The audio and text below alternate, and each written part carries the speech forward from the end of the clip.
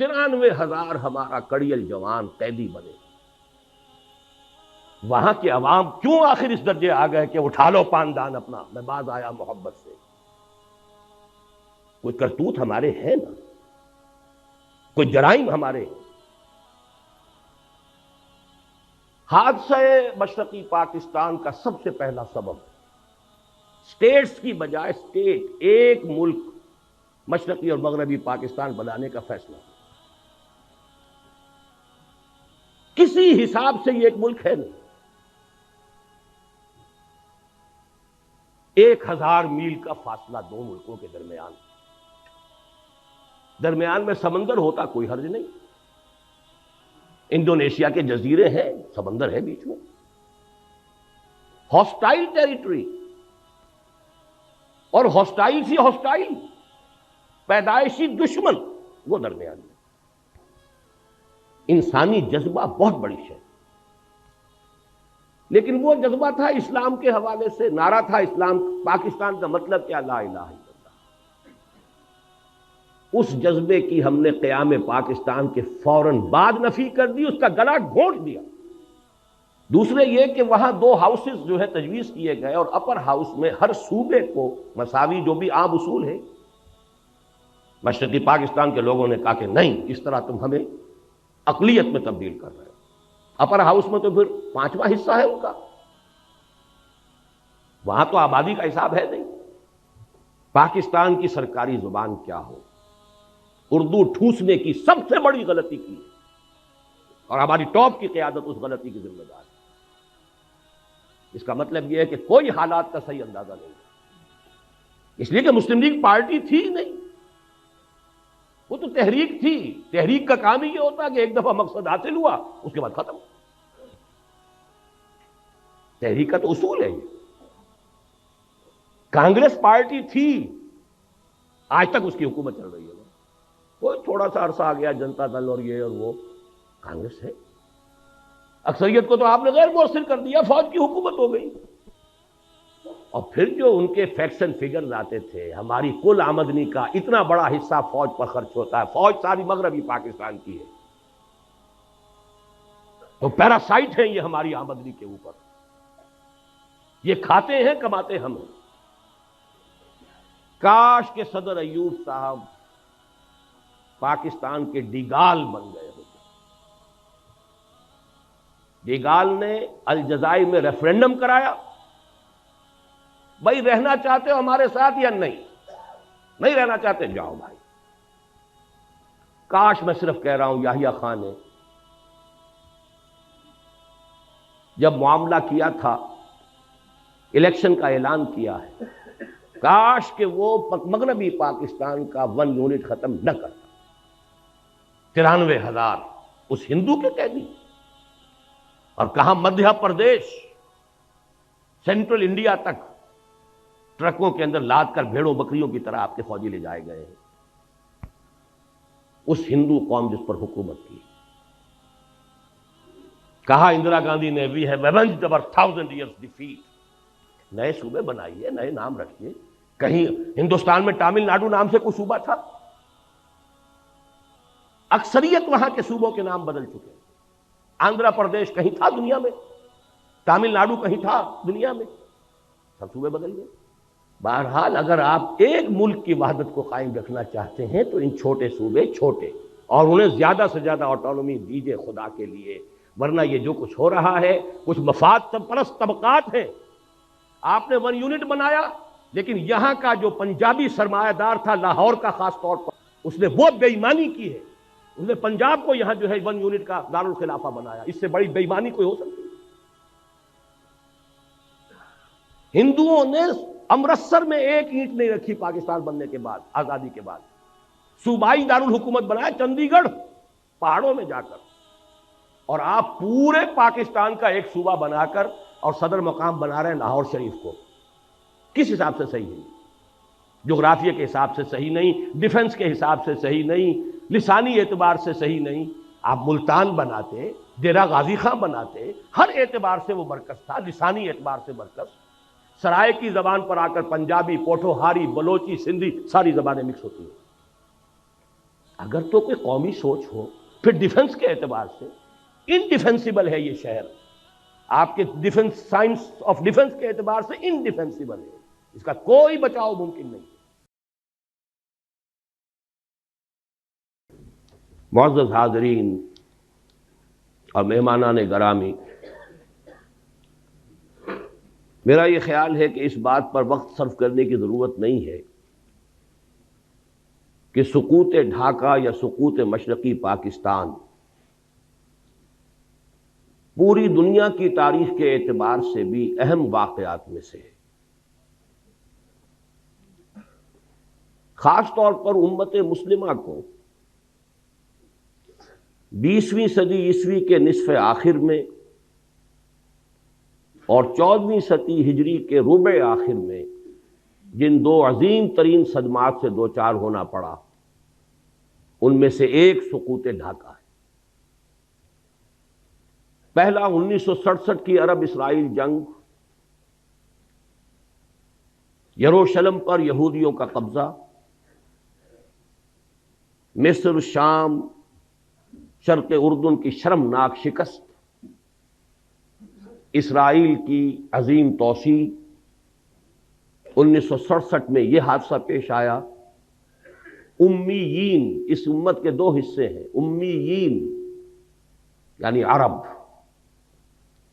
وآخرین اور دوسرے غیر عرب۔ ایک حصے کے لیے عظیم ترین سانحہ 1967 کی شرمناک شکست، اور آخرین میں جو عظیم ترین مملکت اسلامی قائم ہوئی تھی، اس کے لیے عظیم ترین سانحہ سقوط ڈھاکہ 1971۔ پھر اس میں بھی کوئی شک نہیں کہ جہاں تک پاکستان کی تاریخ کا تعلق ہے، ویسے تو اور بھی حوادث آئے ہیں جن سے ہمیں دوچار ہونا پڑا، لیکن سب سے بڑا حادثہ آج تک بہرحال سقوط مشرقی پاکستان ہے۔ ایسے حوادث کے بارے میں میں چاہتا ہوں کہ پہلے قرآن حکیم کتاب ہدایت، اس سے ہم کچھ بنیادی اصول سمجھ لیں۔ یہ حوادث الٹپ نہیں ہوتے، اس کائنات میں کوئی شے اذن رب کے بغیر نہیں ہے، اور اذن رب اللہ کی حکمت کے ساتھ ہے، سنت اللہ کے تابع۔ پہلی بات یہ، اللہ تعالی ہرگز ظالم نہیں ہے۔ وما انا بظلام للعبید، اتنا بڑا حادثہ، اتنی بڑی تباہی، اتنی شرمناک شکست، بہرحال اللہ کا ظلم نہیں ہے۔ 5 دفعہ قرآن مجید میں اللہ نے فرمایا ہے وَأَنَّ اللَّهَ لَيْسَ بِظَلَّامٍ لِّلْعَبِيدِ، اللہ تعالیٰ اپنے بندوں کے حق میں ہرگز ظالم نہیں۔ دوسری بات یہ کہ یہ حوادث تمام تر انسانوں کے اپنے کرتوتوں کا نتیجہ ہوتے ہیں۔ میں نے سورہ شورى کی آیت مبارکہ تلاوت کی ہے، وَمَا أَصَابَكُم مِّن مُّصِيبَةٍ فَبِمَا كَسَبَتْ أَيْدِيكُمْ، جو بھی مصیبت تم پر آئی ہے یا آتی ہے وہ تمہارے اپنے ہاتھوں کے کرتوتوں کے باعث۔ وَيَعْفُو عَن كَثِيرٍ، اور اللہ ابھی بہت سی چیزوں سے تو درگزر فرماتا رہتا ہے۔ اگر ساری غلطیوں کی سزا دے تو اس زمین پر کوئی ایک انسان بھی چلتا ہوا نظر نہ آئے۔ اللہ تو بہت درگزر کرتا ہے، بہت درگزر فرماتا ہے، یعفو عن کثیر۔ بہرحال قاعدہ کلیہ نمبر 2 یہ ہے کہ یہ انسانوں کے اپنے کرتوتوں، ان کے اپنے اعمال کا نتیجہ ہے۔ تیسری بات بڑی اہم ہے، کسی بھی قوم پر اتنا بڑا سانحہ اور حادثہ فاجعہ صرف چند لوگوں کے کرتوتوں کے نتیجے میں نہیں آتا۔ جب تک کہ قوم کا اجتماعی طور پر فساد پیدا نہ ہو چکا ہو۔ اللہ تعالیٰ کا قانون یہ ہے کہ افراد کی برکتیں تو پھیل سکتی ہیں کہ پوری قوم کے اوپر سائبان بن جائیں، جیسے نیکیوں کا قاعدہ ہے کہ 10 گنا سے 700 گنا تک بھی اللہ تعالیٰ اجر دے گا، لیکن گناہ کی سزا بالکل حساب کے مطابق ملتی، زیادہ نہیں ملتی۔ اجر جو ہے بغیر حساب، لیکن سزا مثل ہی، جتنا کچھ کسی نے گناہ کیا اتنی سزا۔ اسی طرح افراد کا فسق ہو، فجور ہو، معصیت ہو، خطائیں ہو، غلطیاں ہوں، جرائم ہو، اگر چند افراد کی ہوں تو اتنی بڑی قوم کو اتنی بڑی سزا نہیں دی جا سکتی۔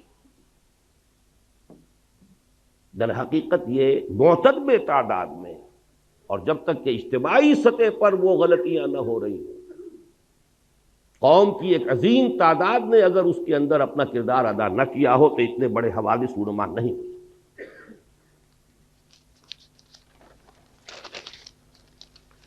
لیکن جب پھر سزا آتی ہے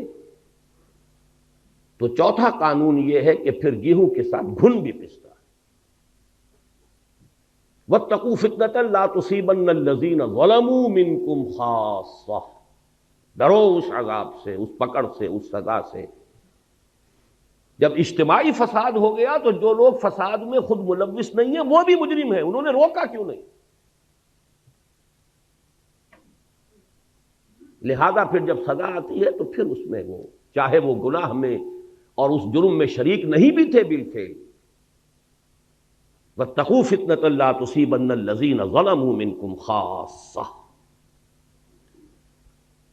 پانچویں بات یہ کہ جہاں تک اس قسم کے حوادث کے آخری سٹیجز کا معاملہ ہے اس میں یقیناً کچھ افراد نمایاں ہو جاتے ہیں۔ والذی تولی کبرہ، وہ شخص کے جس نے سب سے بڑا گناہ کما لیا، وہ بھی ہوں گے، لیکن بہرحال یہ نہ سمجھیے کہ یہ در حقیقت صرف چند افراد کی، چند لوگوں کی سازش کا نتیجہ ہے، اتنی بڑی سزا۔ اسی طریقے سے یہ بات بھی نوٹ کیجئے، اتنا بڑا 93,000 ہمارا کڑیل جوان قیدی بنے۔ سابقہ امت مسلمہ کی تاریخ میں 587 قبل مسیح میں نیبوکڈنیزر نے جو تباہی مچائی تھی یروشلم میں، 6 لاکھ کو قتل کیا اور 6 لاکھ کو قیدی بنا کر لے گیا۔ شاید تاریخ انسانی میں اتنی بڑی تعداد میں لوگوں کو قیدی بنا کر اور ایک ملک سے دوسرے ملک میں نہیں لے جایا گیا ہوگا۔ 6 لاکھ کو بھیڑوں بکریوں کی طریقے سے ہانکتا ہوا لے گیا ہے بیبیلونیا، عراق۔ لیکن میں نے ہمیشہ تجزیہ کیا ہے 6 لاکھ میں 93,000 یا 1 لاکھ جوان نہیں ہوگا، اس میں بوڑھے بھی تھے، بچے بھی تھے، عورتیں بھی تھیں۔ ہمارا 93,000 کڑیل جوان گیا ہے، سپاہی سے لے کے جرنیل تک گیا۔ اتنی بڑی شکست، اور یہ بھی نوٹ کیجئے یہ کوئی فوری بات نہیں ہوا کرتی، بات طویل ہوتا ہے۔ اللہ تعالیٰ مہلتیں دیتا ہے، اللہ تعالیٰ موقع دیتا ہے۔ یہ تو جب تک کہ پے بپے لگاتار جو غلطیاں نہ ہو رہی ہوں اور جرائم نہ کیے جا رہے ہیں اس وقت تک اتنی بڑی سزا نہیں ملتی۔ اللہ تعالیٰ کے عدل سے، اللہ کے فضل و کرم سے، اللہ کے رحم سے، اللہ کی شان غفاری سے یہ بالکل بڑی ہے۔ جو حوادث اس وقت پیش آئے ہیں جن کو کہ ہماری طب کی اصطلاح میں، میڈیکل ٹرمینالوجی میں ایکسائٹنگ کازز کہا جاتا ہے، اس کا کوئی تذکرہ آپ جنرل انصاری صاحب سے سن چکے۔ حمود الرحمان کمیشن جو کہ جس کی رپورٹ منظر عام پر نہیں آئی، اس میں بھی اسی قسم کے حالات ہی سے ظاہر بات ہے کہ گفتگو ہو سکتی ہے۔ میں نے جو قرآن مجید کے ان موضوعات سے متعلق اللہ تعالیٰ کی جو سنتیں ہیں، لن تجد لسنت اللہ تبدیلا، جو آپ کے سامنے رکھی ہیں، ان کے پیش نظر میں ذرا ایک طویل اور گہرا تجزیہ آپ کے سامنے رکھنا چاہتا ہوں۔ یہ ہماری قومی غلطیاں ہیں، ہماری اجتماعی غلطیاں۔ بڑی پیاری بات کہی ہے جنرل صاحب نے کہ ہمیں یہ اب بھی ہمارے صحافی دھوکہ دیتے ہیں کہ وہاں تو محبت ہی کے زمزمے بہہ رہے ہیں، وہاں جو نفرت پیدا ہو چکی تھی، اتنا عظیم انقلاب جو آ چکا تھا، اس کی صحیح خبر یہاں دی نہیں گئی۔ گئے اور جا کر چند دعوتیں کھائیں اور چند لوگوں سے ملے اور محبت کے زمزمے یہاں کے سنا دیے، اللہ اللہ خیر صلی اللہ۔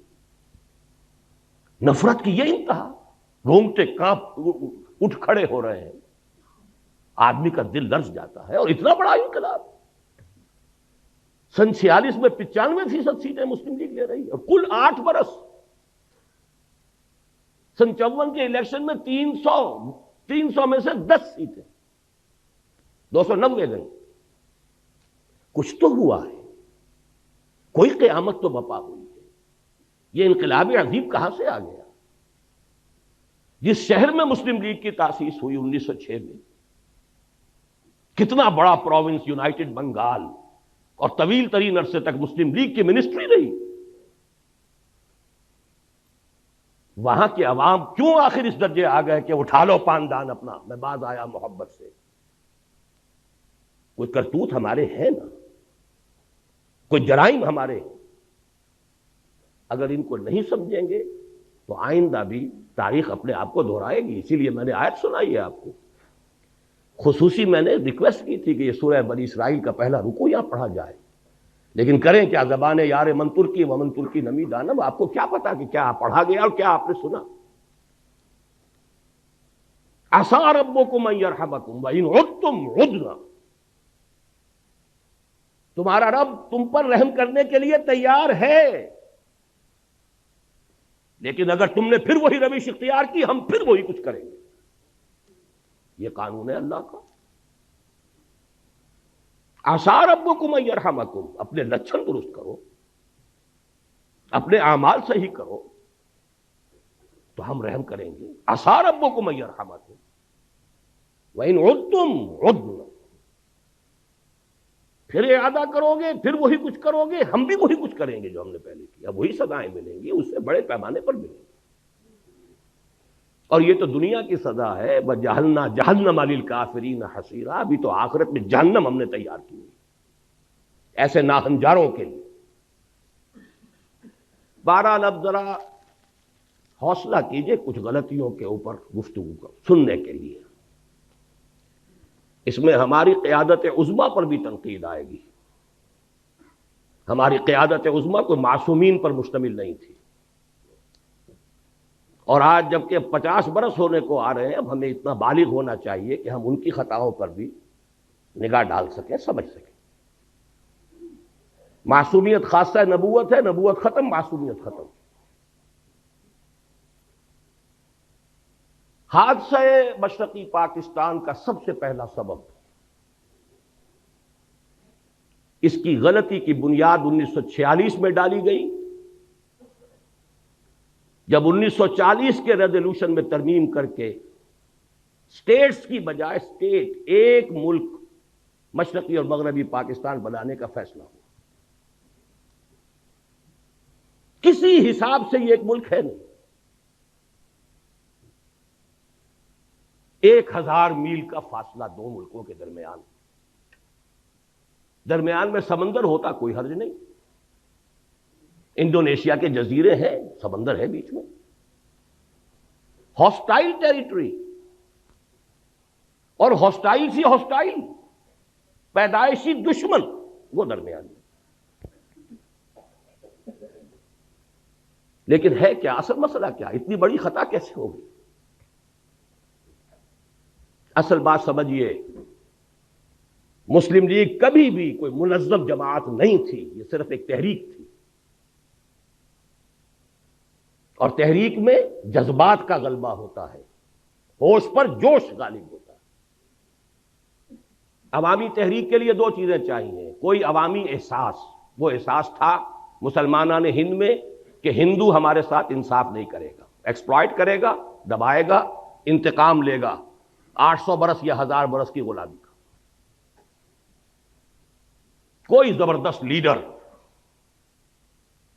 جو اس احساس کو سامنے لائے، اجاگر کرے، تحریک چل جاتی.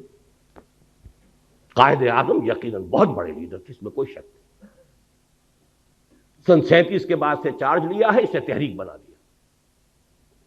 اس سے پہلے وہ سروں کی اور نوابوں کی اور جاگیرداروں کی صرف ایک بیٹھک کہہ لیجئے، اس سے زیادہ اس کی حقیقت نہیں تھی. لیکن یہ جب کلائمیکس ہوا ہے اس مسلم لیگ تحریک کا اور تحریک پاکستان کا، جذبات کی رو میں بہ کر، اور جذبات بھی بنگالی مسلمان کی. ایک فضل الحق ہیں کہ جنہوں نے مجبور کیا قائد اعظم کو اس قرارداد میں ترمیم کر کے اور دونوں کو ایک ملک بنانے کے. اس زمانے میں مجھے یاد آ رہا ہے قائد اعظم کا ایک جملہ، The British press has talked about some geographical difficulties in the way of Pakistan. May I ask them by what rule of geography are they here? برطانوی پریس نے پاکستان کی اسکیم کے بارے میں کچھ جغرافیائی مشکلات کا تذکرہ کیا ہے. کیا میں ان سے پوچھ سکتا ہوں کہ جغرافیہ کے کس اصول کے تحت وہ ہندوستان میں ہے؟ جملہ بڑا پیارا ہے، جواب بڑا مسکت ہے، لیکن بہرحال اس سے حقائق تو نہیں بدل جاتے. اگر یہ دو ملک بنتے، نوٹ کر لیجئے، ان دونوں کی ضرورت ہوتی کہ ایک دوسرے سے تعاون کریں. ہندو کا ذہن، ہندو کی ذہنیت بدلنے والی نہیں تھی. دونوں کو ہندو یا یوں کہیے بھارت کہیے، بھارت کے دستبر سے اپنے آپ کو بچانے کے لیے دوسرے کے تعاون کی ضرورت ہوتی. اگر علیحدہ علیحدہ ہوتے تعاون ہوتا، یکجا ہو گئے تو شکایتیں سامنے آئیں. اور فرض کیجئے تعاون آگے بڑھتا، کانفیڈریشن بن سکتی تھی. اور کانفیڈریشن ایسی شے ہے کہ جس کو جس وقت چاہے آپ ختم بھی کر سکتے ہیں. آپ کو یاد ہوگا شاید مرحوم یونائٹڈ عرب ریپبلک مصر اور شام کا کانفیڈریشن ہوا تھا نا. کتنی آسانی سے ہوا، کتنی آسانی سے کھل گیا وہ. بہرحال میرے نزدیک پہلی غلطی جو ہوئی ہے ہم سے وہ یہ ہے کہ ہم نے جغرافیے کی اس درجے نفی کی، جغرافیائی حقائق کو بالکل نظر انداز کیا. دوسری غلطی، اور یہ ہے اصل، میں یہ مانتا ہوں انسانی جذبہ جغرافیے کو شکست دے دیتا، اور دیا اس نے. آخر جب یہ دونوں خطے ایک ملک بنے تو شکست دی کہ نہیں دی؟ انسان اشرف المخلوقات ہے، اس میں بڑی قوتیں اللہ نے رکھی ہیں، اس کے لیے پوری کائنات مسخر کی ہے، اس کے سامنے سارے فرشتوں کو جھکا دیا گیا تھا. انسانی جذبہ بہت بڑی شے،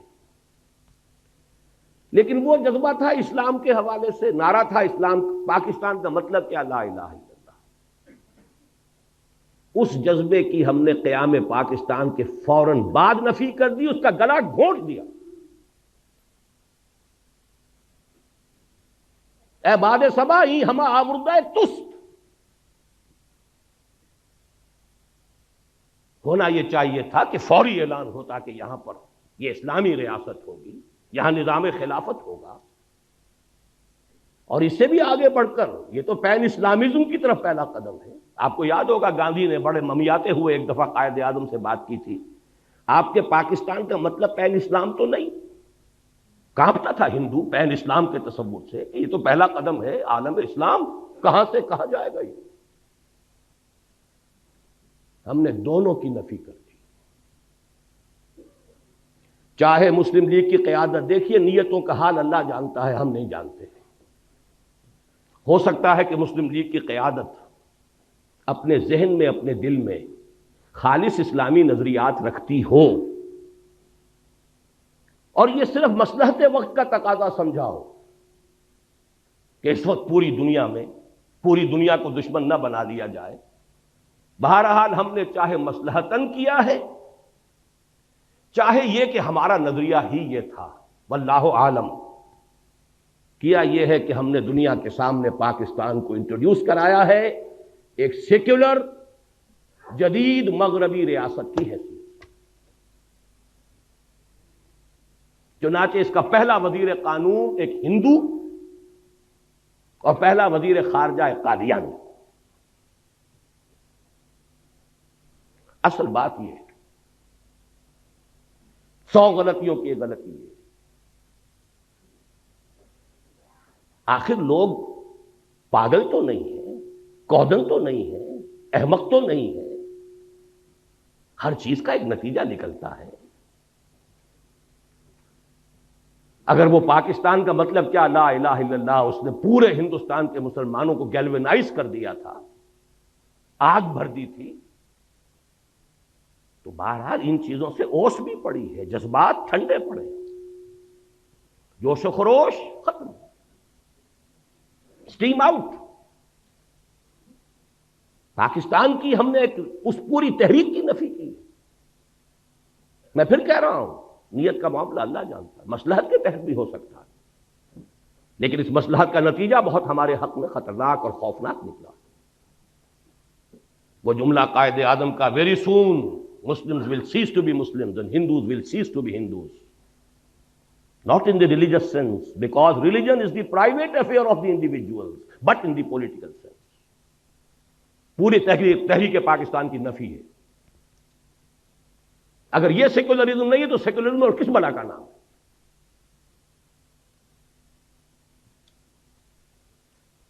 12 مارچ سن 1949 کو جا کر قرارداد مقاصد بڑے رد و قدا، بڑے ہی لیت و لال اور بڑے ہی بادل داخواستہ منظور ہوئی، لیکن اس سے پہلے بہت سی اوس پڑ چکی تھی، جذبات ٹھنڈے پڑ چکے تھے۔ جس طور سے پاس ہوئی ہے وہ بھی لوگوں کو معلوم تھا کہ یہ انکہنی کہی گئی ہے۔ یہ پتہ نہیں معلوم ہے آپ کو کہ نہیں، ہندوؤں میں یو پی کے کچھ علاقوں میں جہاں مسلم تہذیب کا غلبہ تھا، وہاں ہندوؤں میں ایک رواج تھا کہ جب کسی کی جان نہیں نکل رہی ہوتی تھی، نزع کا عالم بہت طول کھینچ جاتا تھا، تو وہ کہتے تھے کہہ دے بھائی انکہنی کہہ دے تاکہ تیری جان نکل جائے، تو وہ لا الہ الا اللہ کہہ دیتا تھا، جان نکل جاتی تھی۔ یہ انکہنی تھی۔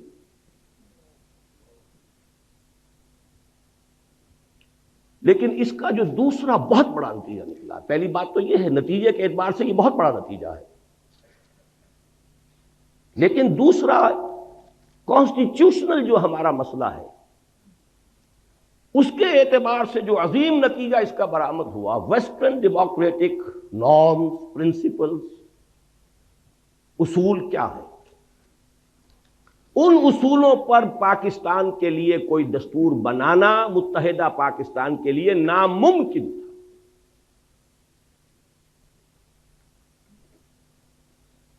کیونکہ اس کا اصول ہے ون مین ون ووٹ۔ یہ تو اس کا وہ اصول ہے جس کو کسی شکل میں آپ کنٹروین نہیں کر سکتے۔ کس کو ڈس انفرنچائز کریں گے، کس کا حق جو ہے غصب کریں گے؟ اور حال یہاں یہ تھا کہ فار آل پریکٹیکل پرپزز مغربی پاکستان گویا کہ اصل پاکستان، رقبہ دیکھیے، ترقی کے امکانات دیکھیے، ذرائع و وسائل دیکھیے، اور عالم اسلام کے ساتھ مسلسل ہونا، متصل ہونا دیکھیے، تو اصل پاکستان، پرائمری پاکستان یہ بنتا ہے۔ مشرقی پاکستان تو ایک جزیرہ تھا، ادھر برما ہے، ادھر بھارت ہے، رقبہ محدود، آبادی بے انتہا، لیکن آبادی وہاں زیادہ یہاں کم۔ ایکویشن ہو کیا؟ نتیجہ یہ ہے کہ 12 مارچ سن 49 کو جب قرارداد مقاصد پاس ہوئی ہے تو ساتھ ہی ایک بیسک پرنسپلز کمیٹی بنا دی گئی کہ اب جو دستور ہمیں بنانا ہے اس ملک کا، اس کے بنیادی اصول کیا ہوں گے۔ اس کی پہلی رپورٹ آئی ہے ستمبر سن 50 میں، 1.5 سال بعد۔ اس میں چونکہ 2 ہاؤسز، اس پہ 2 اعتراضات ہوئے۔ ایک اعتراض تو یہ ہوا کہ اس میں اسلام کا اب سرے سے ذکر نہیں تھا، گویا کہ قرارداد مقاصد کی حیثیت تو ایسی تھی جیسے سینما کا افتتاح کرنے کے لیے تلاوت قرآن کرا دی جائے، باقی اصل دستور جو بننا تھا اس میں اسلام کا سرے سے کوئی تذکرہ نہیں۔ لہذا ایک تو اس کی وجہ سے وہ اوس پر اوس اور پڑ گئی کہ یہ قرارداد مقاصد پاس کر کے بھی نیت ان کی نہیں ہے اسلام کی طرف آنے کی۔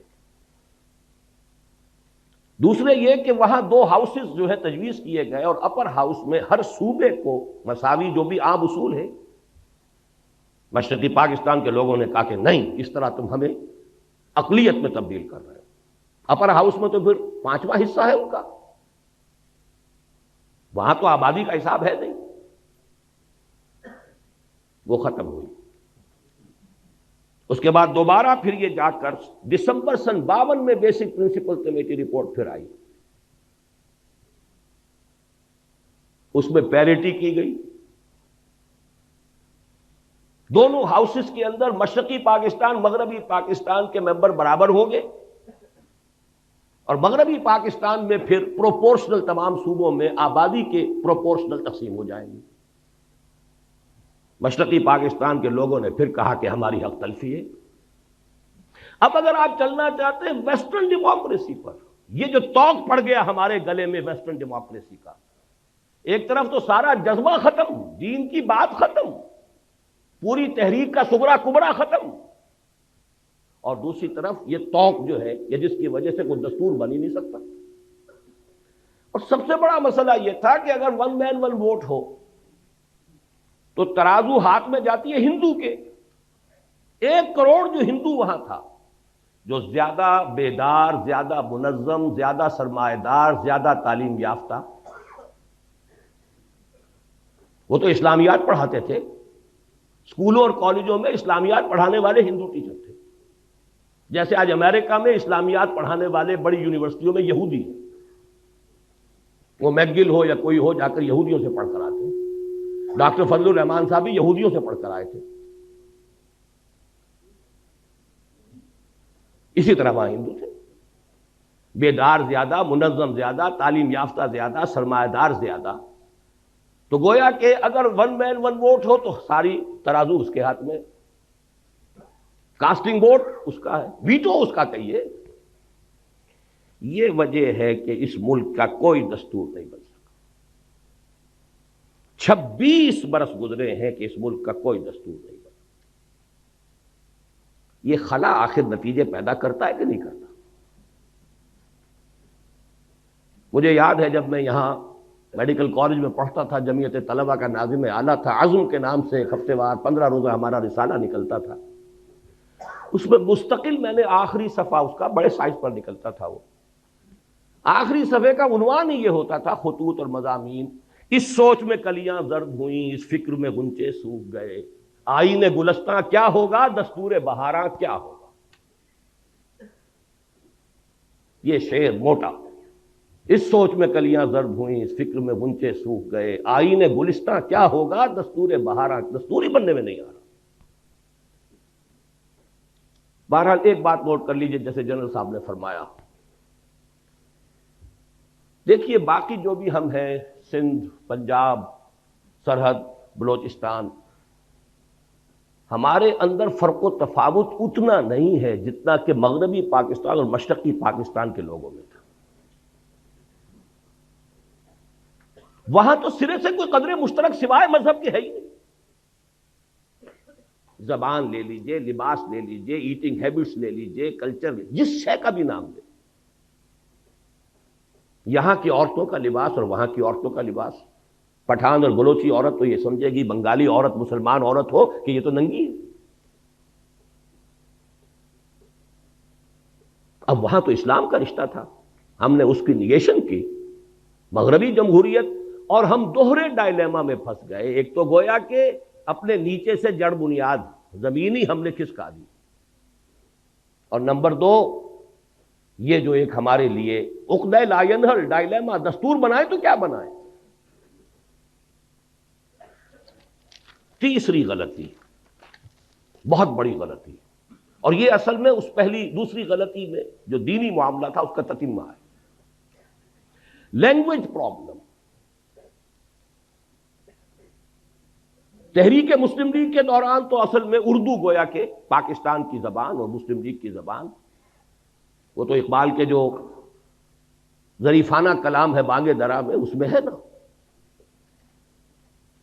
اے شیخ و برہمن سنتے ہو کیا اہل بصیرت کہتے ہیں، گردوں نے کتنی بلندی سے ان قوموں کو دو پٹکا ہے، یا باہم پیار کے جلسے تھے دستور و محبت قائم تھا، یا بحث میں اردو ہندی ہے، یا قربانی یا جھٹکا ہے۔ سکھ کے ساتھ جھگڑا قربانی اور جھٹکے کا تھا، ہندو کے ساتھ ہندی اور اردو کا تھا۔ پاکستان بننے کے بعد معلوم ہوا کہ وہ تحریک کے دور کا جذباتی معاملہ، اس کی فضا اور ہوتی ہے، حقائق کچھ اور ہوتے ہیں۔ پاکستان کی سرکاری زبان کیا ہو، اردو ٹھوسنے کی سب سے بڑی غلطی کی ہے، اور ہماری ٹاپ کی قیادت اس غلطی کی ذمہ دار ہے۔ اس کا مطلب یہ ہے کہ کوئی حالات کا صحیح اندازہ نہیں ہے۔ یہی وجہ ہے قائد اعظم کی عین زندگی کے اندر مشرقی پاکستان میں فساد ہوا ہے، بغاوت ہوئی ہے، قائد اعظم کو شدید علیل ہونے کے باوجود جانا پڑا ہے، لیکن اس سے بھی کوئی نتیجہ نہیں نکلا۔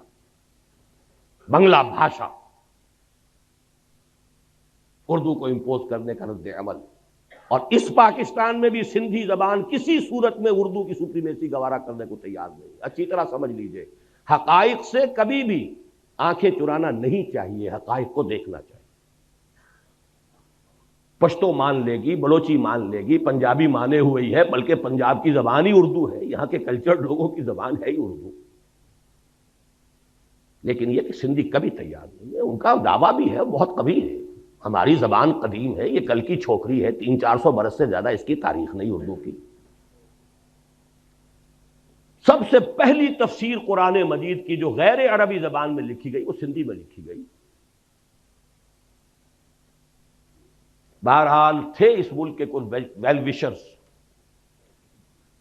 سر آغا خان نے کہا تھا، اور زاہد حسین مرحوم، the first governor of the state bank of Pakistan, کہ عربی زبان کا اعلان کرو، اور زیادہ سے زیادہ عربی کی تعلیم کمپلسری کر دی جاتی تو میکسیمم 20 برس میں اگر انگریزی یہاں اتنی ہم نے سیکھ لی کہ انگریزوں کو پڑھا دیں تو کیا عربی نہیں سیکھ سکتے تھے؟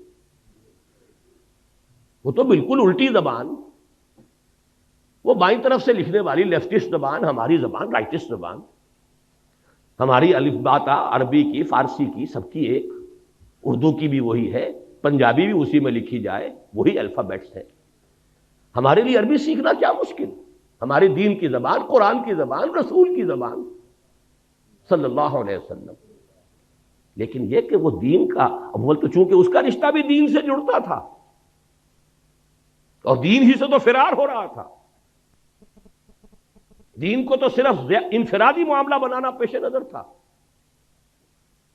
دین کو اجتماعی معاملہ بنانا پیش نظر تھا ہی نہیں،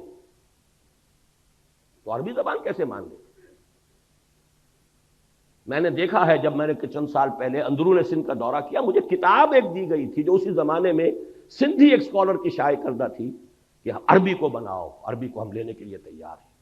بہرحال عربی ہوتی تو پنجابی بھی پڑھتا، اردو والا بھی پڑھتا، سندھی بھی پڑھتا، سب کو نئی زبان سیکھنی پڑتی نا۔ یہ تو نہیں تھا کہ اردو سپیکنگ جو ہے اسے تو گویا کہ بہت ہی ایک ترجیح حاصل ہو گئی، اس کی مادری زبان میں پڑھایا جا رہا ہے، وہ تو آگے جائے گا ہی، اس کے نمبر زیادہ آئیں گے ہی، اس کی ڈویژن بہتر ہوگی، اس لیے سندھی اڑ گیا، یہ ہینڈی کیپ رہ جائے گا میرا بچہ، اور سب سے پہلے بنگالی کھڑا ہو گیا۔ آپ کے شاید معلوم نہ ہو، ڈھاکہ یونیورسٹی میں مولانا سید سلیمان ندوی رحمۃ اللہ علیہ کے ساتھ انتہائی توہین آمیز سلوک کیا گیا۔ انہوں نے صرف ایک بات کہہ دی تھی، وہاں علمی انداز میں، اسکالر تھے، ہسٹورین تھے، کہ 200 سال قبل، اب یہ جمع کر لیجئے مزید 50 سال جو بیت گئے تو 250 سال اب کے حساب سے ہوں گے، 200 سال قبل بنگلہ زبان بھی اسی الف باتا میں لکھی جاتی تھی، اسکرپٹ یہی تھا۔ یہ تو بعد میں جب اس کو اسکرپٹ بدل دیا گیا ہے تو یہ زبان علیحدہ ہو گئی، ہم پڑھ ہی نہیں سکتے اسے، ورنہ بنگلہ بھاشا بھی الف باتا کے حوالے سے لکھی جائے تو اس کا بھی 75% ہمارے لیے قابل فہم ہے، وہ اجنبیت رہے نا، وہ دوری رہے نا، لیکن انہیں مجبور کیا گیا اپنے الفاظ واپس وہ تب نکلنے دیا گیا تحریری۔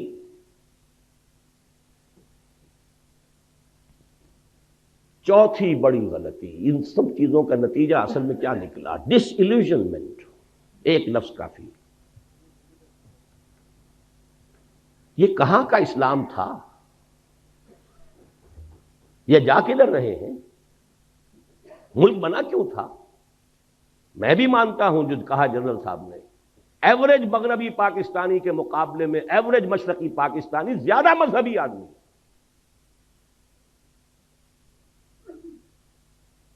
جو آپ کے ہاں تبلیغی جماعت کا یہاں اجتماع اگر ہوتا ہے میکسیمم 8 لاکھ، وہاں 25 لاکھ کا ہوتا ہے۔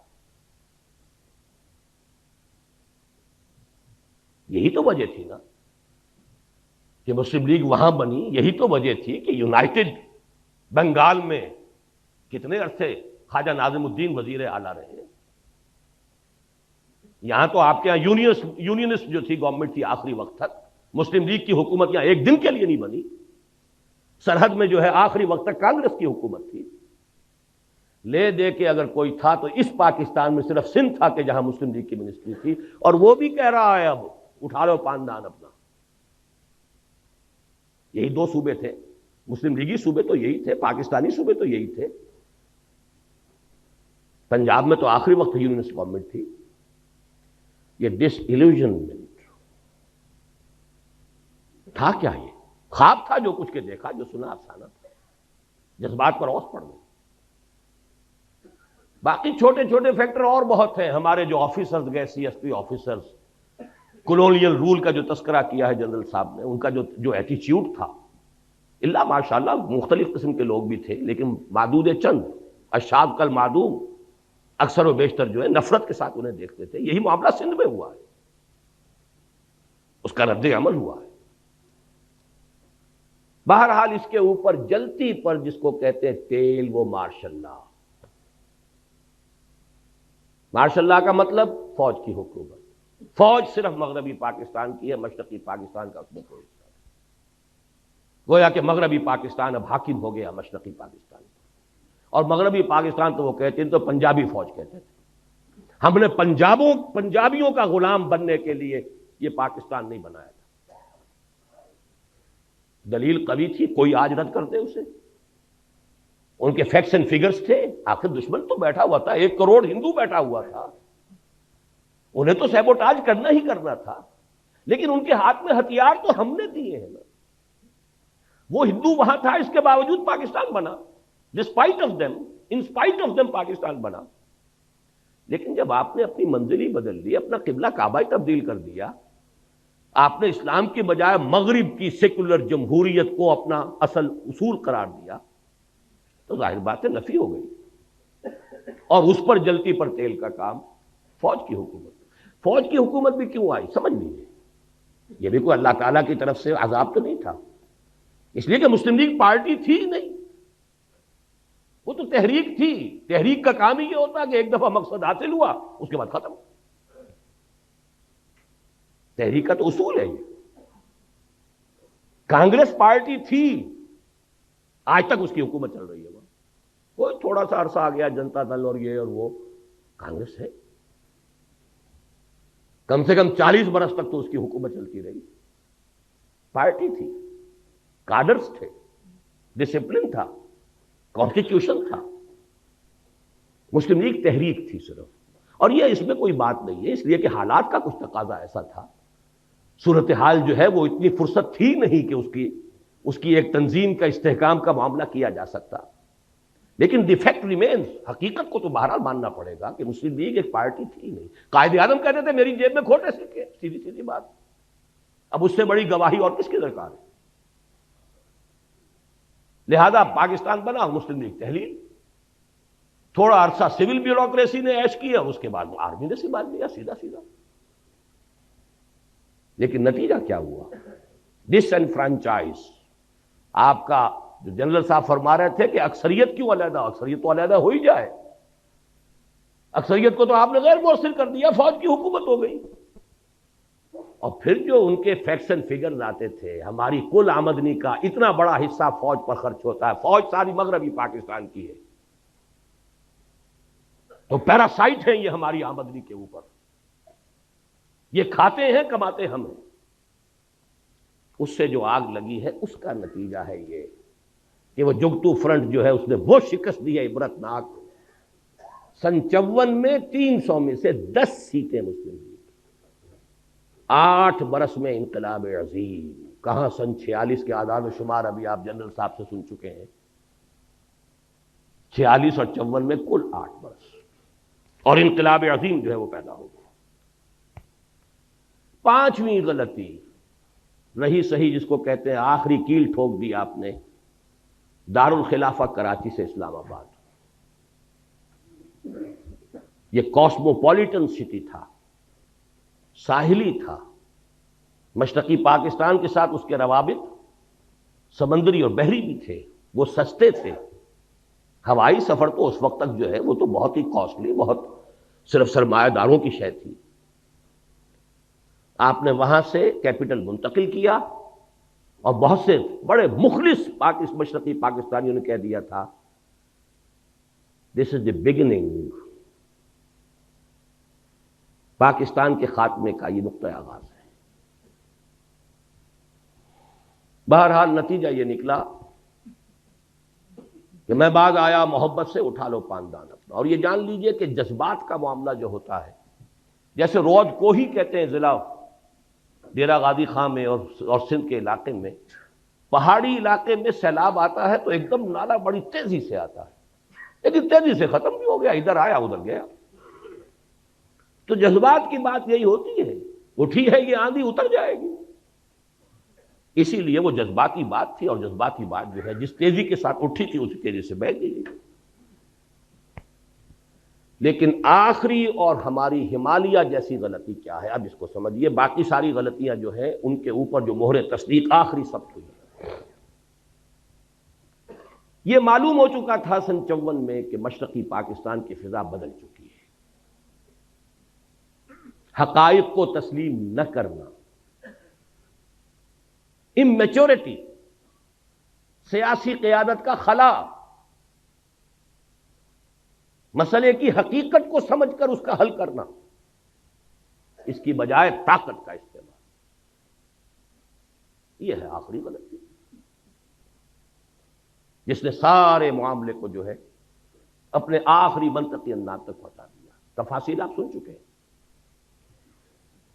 میں تو اس میں صرف 4 کاش آپ کے سامنے رکھ رہا ہوں، اگرچہ مجھے معلوم ہے حضور کی حدیث ہے، یہ لفظ ممنوع ہے، ان کلمۃ اللہ تفتح عمل الشیطان، جو ہوا ہے اذن رب سے ہوا ہے، لہذا یہ کہنا کاش یوں ہو جاتا یہ مناسب نہیں۔ لیکن یہ کہ انسان ہے، اس کی طبیعت ہے، اس کی سوچ کا انداز ہے، اپنے خیالات کی تعبیر کا ایک انداز ہے۔ کاش کہ صدر ایوب صاحب پاکستان کے ڈیگال بن گئے ہوتے۔ ڈیگال نے الجزائر میں ریفرنڈم کرایا، بھائی رہنا چاہتے ہو ہمارے ساتھ یا نہیں؟ نہیں رہنا چاہتے جاؤ بھائی۔ کتنے عرصے تک جنگ کرتے رہے، کتنے فرانسیسی مارے گئے، ادھر سے الجزائری جو ہے وہ اپنی جانیں دے رہے ہیں، اور مسلسل جنگ کی وجہ سے فرانس کی ترقی رکی ہوئی ہے، فرانس آگے نہیں چل پا رہا، سارے وسائل اس میں کھپ رہے ہیں، اسے اپنے بہترین دوستوں کو جیل میں ڈالنا پڑا۔ اور آپ کو یاد ہے یہ 3 بڑے ٹال اس وقت کے ملٹری لیڈرز تھے دنیا کے اندر، ڈیگال، پھر صدر ناصر، پھر صدر ایوب۔ قداور ہونے میں کم نہیں تھا ڈیگال سے یا اور صدر ناصر سے، لیکن فہم اور سمجھ کاش کے ڈیگال والا معاملہ کرتا۔ میں نے 1969 میں مضمون لکھا تھا میثاق کے اندر کہ ہم مشرقی پاکستان کے لوگوں کو جبراً اپنے ساتھ ہرگز نہیں رکھ سکتے، خدا کے لیے ان سے ریفرنڈم کرائیے، وہ پاکستان کے ساتھ رہنا چاہتے ہیں یا نہیں، اور رہنا چاہتے ہیں تو کن شرائط پر رہنا چاہتے ہیں، ان سے پوچھیے، استصواب کیجیے۔ جبر اگر کریں گے تو اس کے نہایت خطرناک نتائج نکلیں گے۔ یہ جون جولائی 1969 کا میرا پرچہ میثاق کا ہے۔ کوئی طاقت مشرقی پاکستان کو زبردستی اور جبر کے ساتھ پاکستان کے ساتھ نہیں رکھ سکتی، مغربی پاکستان کے ساتھ۔ میں تو سیاسی آدمی نہیں ہوں، میری تو کہیں آمد و رفت کا بھی معاملہ نہیں تھا، میں تو صرف تعلیم و تعلم قرآن میں لگا ہوا تھا۔ سن 65 کے بعد سے جب لاہور دوبارہ آیا ہوں، میرا تو کام ہی ایک تھا، درس قرآن۔ لیکن حالات تو ہیں سامنے۔ وہ مرد درویش تھا کبھی دہلی کے اندر ایک چھوٹی سی کٹیا کے اندر بیٹھا ہوا، شاہ ولی اللہ دہلوی، صرف کتابیں لکھ رہا ہے اور کچھ نہیں کر رہا، لیکن ہندوستان کی نگاہ پر، پورے حالات پر نگاہ ایسی ہے کہ اندازہ کر لیا تھا ہندوستان میں کوئی مسلمان حاکم، حکمران، نواب اس پوزیشن میں نہیں ہے کہ مرہٹوں کی اٹھتی ہوئی طاقت کا مقابلہ کر سکے۔ لہذا خط لکھا ہے احمد شاہ ابدالی کو، خدا کے لیے تم آؤ، ورنہ یہ کہ اس بر عظیم پاک و ہند سے، اس بر عظیم ہند سے اسلام اور مسلمانوں کا خاتمہ ہو جائے۔ تو حقائق کو دیکھنا اور بات ہے، ٹھیک ہے آپ میدان میں نہیں ہیں، سیاست میں نہیں ہیں، میں 1969 کا اپنا جو ہے اداریہ میثاق کا آپ کو دکھا سکتا ہوں، اور اس کا بھی امکان ہے اگر آپ کسی کو آپشن دے دیتے ہیں اور ان سے پوچھیں کہ آپ کس بنیاد پر، کس شرائط پر رہنا چاہتے ہیں، تو اس کا امکان ہے کہ وہاں پر پاکستان ہی کے حق میں فیصلہ ہوگا۔ آپ نے تو آپشن دیا ہی نہیں. اور اگر نہ بھی ہوتا تو ٹھیک ہے، ٹیبل پر بیٹھ کر معاملہ طے کر لو بھائی، سیپریشن ہو جائے. سب سے مقدس رشتہ میاں اور بیوی کا ہے، اس میں بھی سیپریشن ہے. چاہے ابغض الحلال ہے، حلال میں سب سے زیادہ، حرام میں ابغض الحرام، حرام میں سب سے زیادہ ناپسندیدہ شے، لیکن ہے، جائز ہے. تو سیپریشن میں کوئی حرج نہیں تھا. وہ رد عمل تو نہ ہوتا کہ انہوں نے مشرقی پاکستان کا لیبل اتار کر اور پھینکا خلیج بنگال میں، اٹھا لو پاندان اپنا، ہمیں نہیں چاہیے پاکستان. آپ نے کبھی غور کیا دنیا میں کتنے عرصے تک دو جرمنی رہے، کسی جرمنی نے اپنا نام نہیں بدلا؟ مشرقی جرمنی، مغربی جرمنی. دو کوریا آج بھی ہے، کوئی سا کوریا چھوڑنے کو تیار ہوگا نام اپنا؟ کوئی ویتنام چھوڑ دے گا اپنا نام؟ کسی نے چھوڑا؟ کوئی یمن چھوڑ دے گا؟ اور انہوں نے اٹھا کر پہلا دن، بلکہ یہاں تک کہا تھا ڈاکٹر کمال حسین جو پہلا ان کا وزیر خارجہ بنا تھا، میرے سینے کے اوپر لکھے ہوئے الفاظ ہیں، اس کا سٹیٹمنٹ تھا we won't like to be called a Muslim country. آپ نے اسلام کو چھوڑا، انہوں نے کہا کہ ہم مسلم بھی نہیں رہنا چاہتے. رد عمل کی یہ انتہا ہوتی. آپ نے اسلام کے نام پر جمع کیا تھا ہمیں، احیاء اسلام کے خواب ہمیں دکھائے گئے تھے، پین اسلامزم کے خواب دکھائے گئے تھے. کیا کیا ہے آپ نے؟ تو تم نے اسلام کو چھوڑا، ہم مسلم کا نام بھی چھوڑ. We want like to be called a Muslim country. ذرا رد عمل جو بھی ہوتا ہے کسی کے اندر، اس کی انتہا دیکھیے.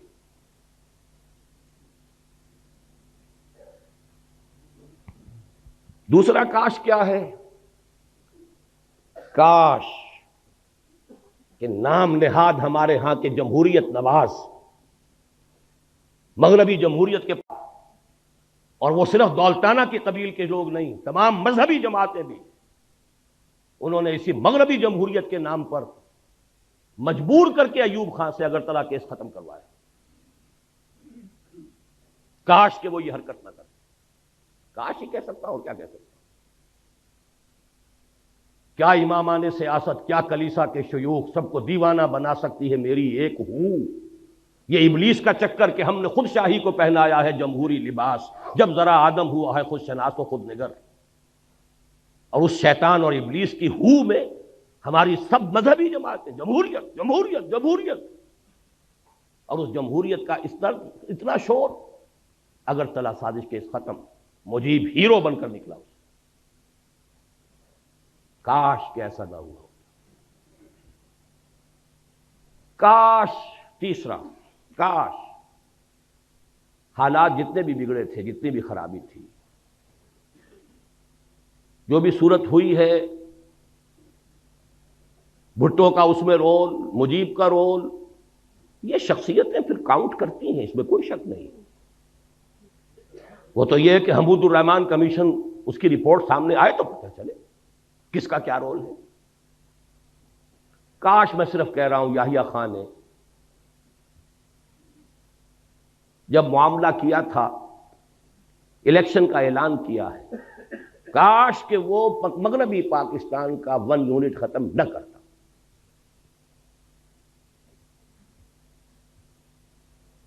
اس کا نتیجہ کیا نکل سکتا تھا؟ پازیٹو.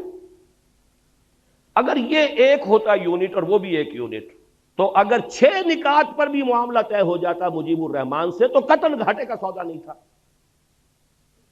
گویا کہ کانفیڈریشن ہو جاتی. لیکن وہ 6 نکات جب یہاں کے پروونسز کے اوپر آپ ڈالتے تو اس کا مطلب ہے یہاں 4 ریاستیں وجود میں آتی. ڈائلیما یہ بنتا جب یہ بھی 4 صوبے، ایک صوبہ، وہ 6 نکات پر ہر صوبے کا معاملہ کریں گے تو 4 ریاستیں یہاں وجود میں آ گئی، ورنہ 2 ریاستیں رہ گئی ہوتی.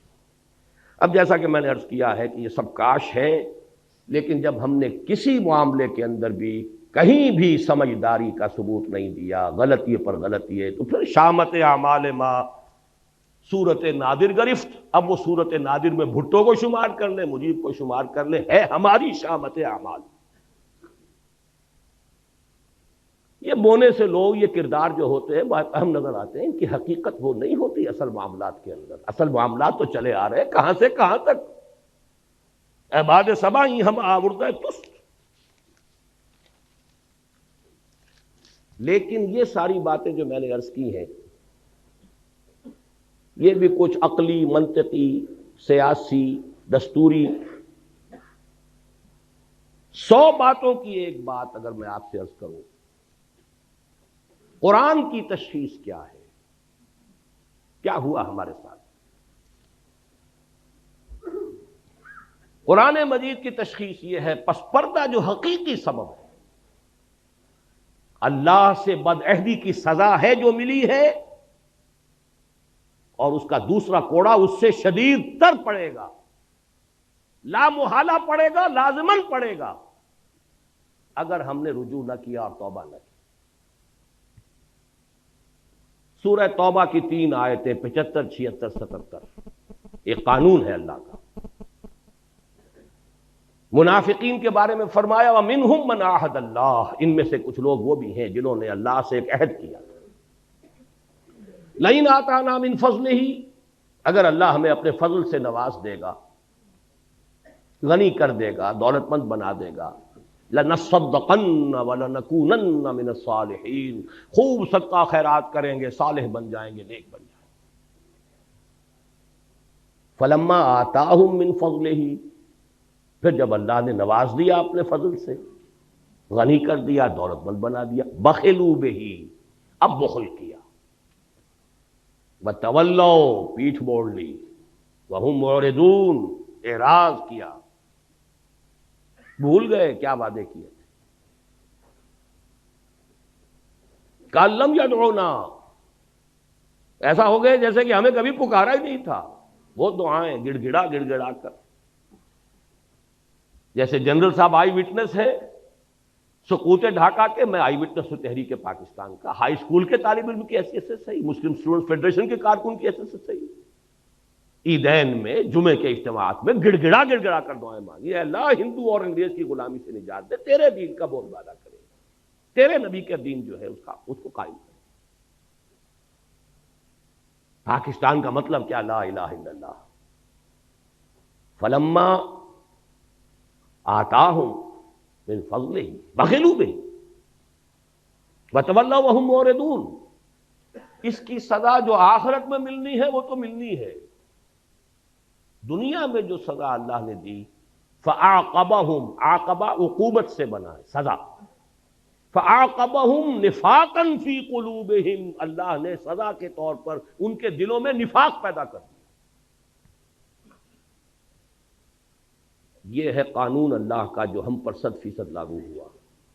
بدعہدی کی اللہ سے، خلاف ورزی کی اس معاہدے کی، نفاق، اور نفاق کی 2 شکلیں ہیں جو آج پاکستانی معاشرے کا ہال مارک جسے کہتے ہیں، ٹریڈ مارک کہہ لیجئے، نمایاں ترین. ایک وہ جسے نفاق عملی کہتے ہیں، اذا حدث کذب واذا اؤتمن خان واذا وعد اخلف وَإِذَا خَاصَمَ فَجَرَ. 4 چیزیں ہیں. حضور نے فرمایا 4 اوصاف ایسے ہیں کہ جس میں چاروں ہیں کٹر منافق ہے، پکا منافق ہے، ٹھیٹھ منافق ہے، 100% منافق ہے. ایک ہے تو اسی نسبت سے نفاق ہے جب تک کہ اس سے وہ باز نہیں آتا. وہ 4 چیزیں کیا ہیں؟ بولے تو جھوٹ بولے، وعدہ کرے تو خلاف ورزی کرے، امین بنایا جائے تو خیانت کرے، اور اگر کہیں کوئی جھگڑا ہو جائے تو فوراً آپے سے باہر، اشتعال، توتکار، گالم گلوچ اور مار دھاڑ. آپ دیکھ لیجئے اپنے معاشرے میں یہ 4 چیزیں. برا نہ بنائیے، جو جتنا بڑا ہے آپ کے ہاں اتنا ہی بڑا جھوٹا ہے، اتنا ہی بڑا خائن ہے، اتنا ہی بڑا وعدہ خلاف ہے. یہ ہمارے معاشرے کا جو جتنا ہے. اور دوسرا نفاق ہوتا ہے نفاق باہمی، قوم قومیتوں میں تقسیم ہو گئی، فرقے واریت ہے، طبقاتیت ہے، لسانیت ہے، صوبائیت ہے. نفاق باہمی اور نفاق عملی، کردار کا دیوالا نکل گیا، اتحاد ختم ہوا. لیکن ہم نے اس جیسا کہ کوئی ضرورت نہیں تفصیل میں جانے کی، ہم نے اس عذاب ادنا سے کوئی سبق حاصل نہیں کیا ہے۔ یہ سورہ سجدہ کی آیت کی طرف اشارہ کر رہا ہوں، آیت نمبر 21، اس کی ہم وزن آیت جنرل صاحب نے پڑھی تھی، سورہ روم کی آیت نمبر 41، ظہر الفساد فی البر والبحر بما کسبت ایدی الناس لیذیقہم بعض الذی عملوا لعلہم یرجعون۔ پاکستانی معاشرے کے اوپر یہ آیت 100% چسپاں ہے۔ بر و بحر کے اندر فساد رونما ہو چکا ہے، غالب ہو چکا ہے، بسبب لوگوں کے ہاتھوں کے کرتوتوں کے، تاکہ اللہ انہیں اپنے کچھ کرتوتوں کا مزہ چکھائے، سب کا نہیں۔ وَيَعْفُو عَنْ كَثِيرٍ، بہت سی چیزوں سے تو درگزر بھی کرتا ہے، کچھ تھوڑا سا اللہ تعالیٰ مزہ چکھاتا ہے عذاب کا، لعلہم یرجعون، شاید کہ لوٹ آئیں، باز آ جائیں، ہوش میں آ جائیں۔ یہی مضمون سورہ سجدہ میں آیا۔ سورہ سجدہ کی آیتیں 30 ہیں، وہاں اس کا نمبر 21 ہے، اس کی آیتیں 60 ہیں، وہاں اس کا نمبر 41 ہے، کورسپونڈنگ۔ وَلَنُذِيقَنَّهُم مِّنَ الْعَذَابِ الْأَدْنَىٰ دُونَ الْعَذَابِ الْأَكْبَرِ لَعَلَّهُمْ يَرْجِعُونَ۔ ہم انہیں بڑے عذاب سے پہلے چھوٹے عذاب کا مزہ چکھائیں گے، شاید کہ لوٹ آئیں۔ یہ چھوٹا عذاب تھا کس کے مقابلے میں؟ بڑے عذاب کے مقابلے میں جو آنے والا۔ ویسے تو یہ بھی عظیم ترین عذاب تھا، 800 برس جن پر حکومت کی تھی، اس کے قیدی بن کر رہے ہیں جنرل صاحب، 93,000 اس ہندو کے قیدی، اور کہاں مدھیہ پردیش، سینٹرل انڈیا تک ٹرکوں کے اندر لاد کر بھیڑوں بکریوں کی طرح آپ کے فوجی لے جائے گئے ہیں، اس ہندو قوم جس پر حکومت کی۔ کہا اندرا گاندھی نے we have ایونجڈ our 1000 years defeat۔ اندازہ کیجئے، موتی لال نہرو کی پوتی، جواہر لال کی بیٹی، لبرل خاندان کوئی ہندوؤں میں ہو سکتا ہے تو چوٹی کا لبرل خاندان وہ ہے، لیکن اس کی ذہنیت بھی یہ ہے وی ہیو ایونجڈ our 1000 years defeat۔ ہم نے اپنی 1000 سالہ شکست کا بدلہ چکا دیا، کلنک کا ٹیکا ہے ہمارے ماتھے کے اوپر۔ لیکن یہ عذاب ادنا ہے۔ کیوں میں ادنا کہہ رہا ہوں؟ غنیمت سمجھیے ابھی یہ پاکستان باقی ہے، اور بہت بڑی مملکت ہے، وہ بھی ہے ایک مسلمان ملک ہے۔ شاید آپ نے کل کے اخبار میں پڑھا ہو، 10,000 وہاں پر افراد، وہی جہاں پر کہ سب سے زیادہ آپ نے جو ابھی تجربات سنے ہیں جنرل صاحب کے، وہی چوٹوگرام، چٹاگانگ، وہاں سے 10,000 مسلمان چلے مارچ کرتے ہوئے ڈھاکہ کی طرف کہ شریعت نافذ کرو۔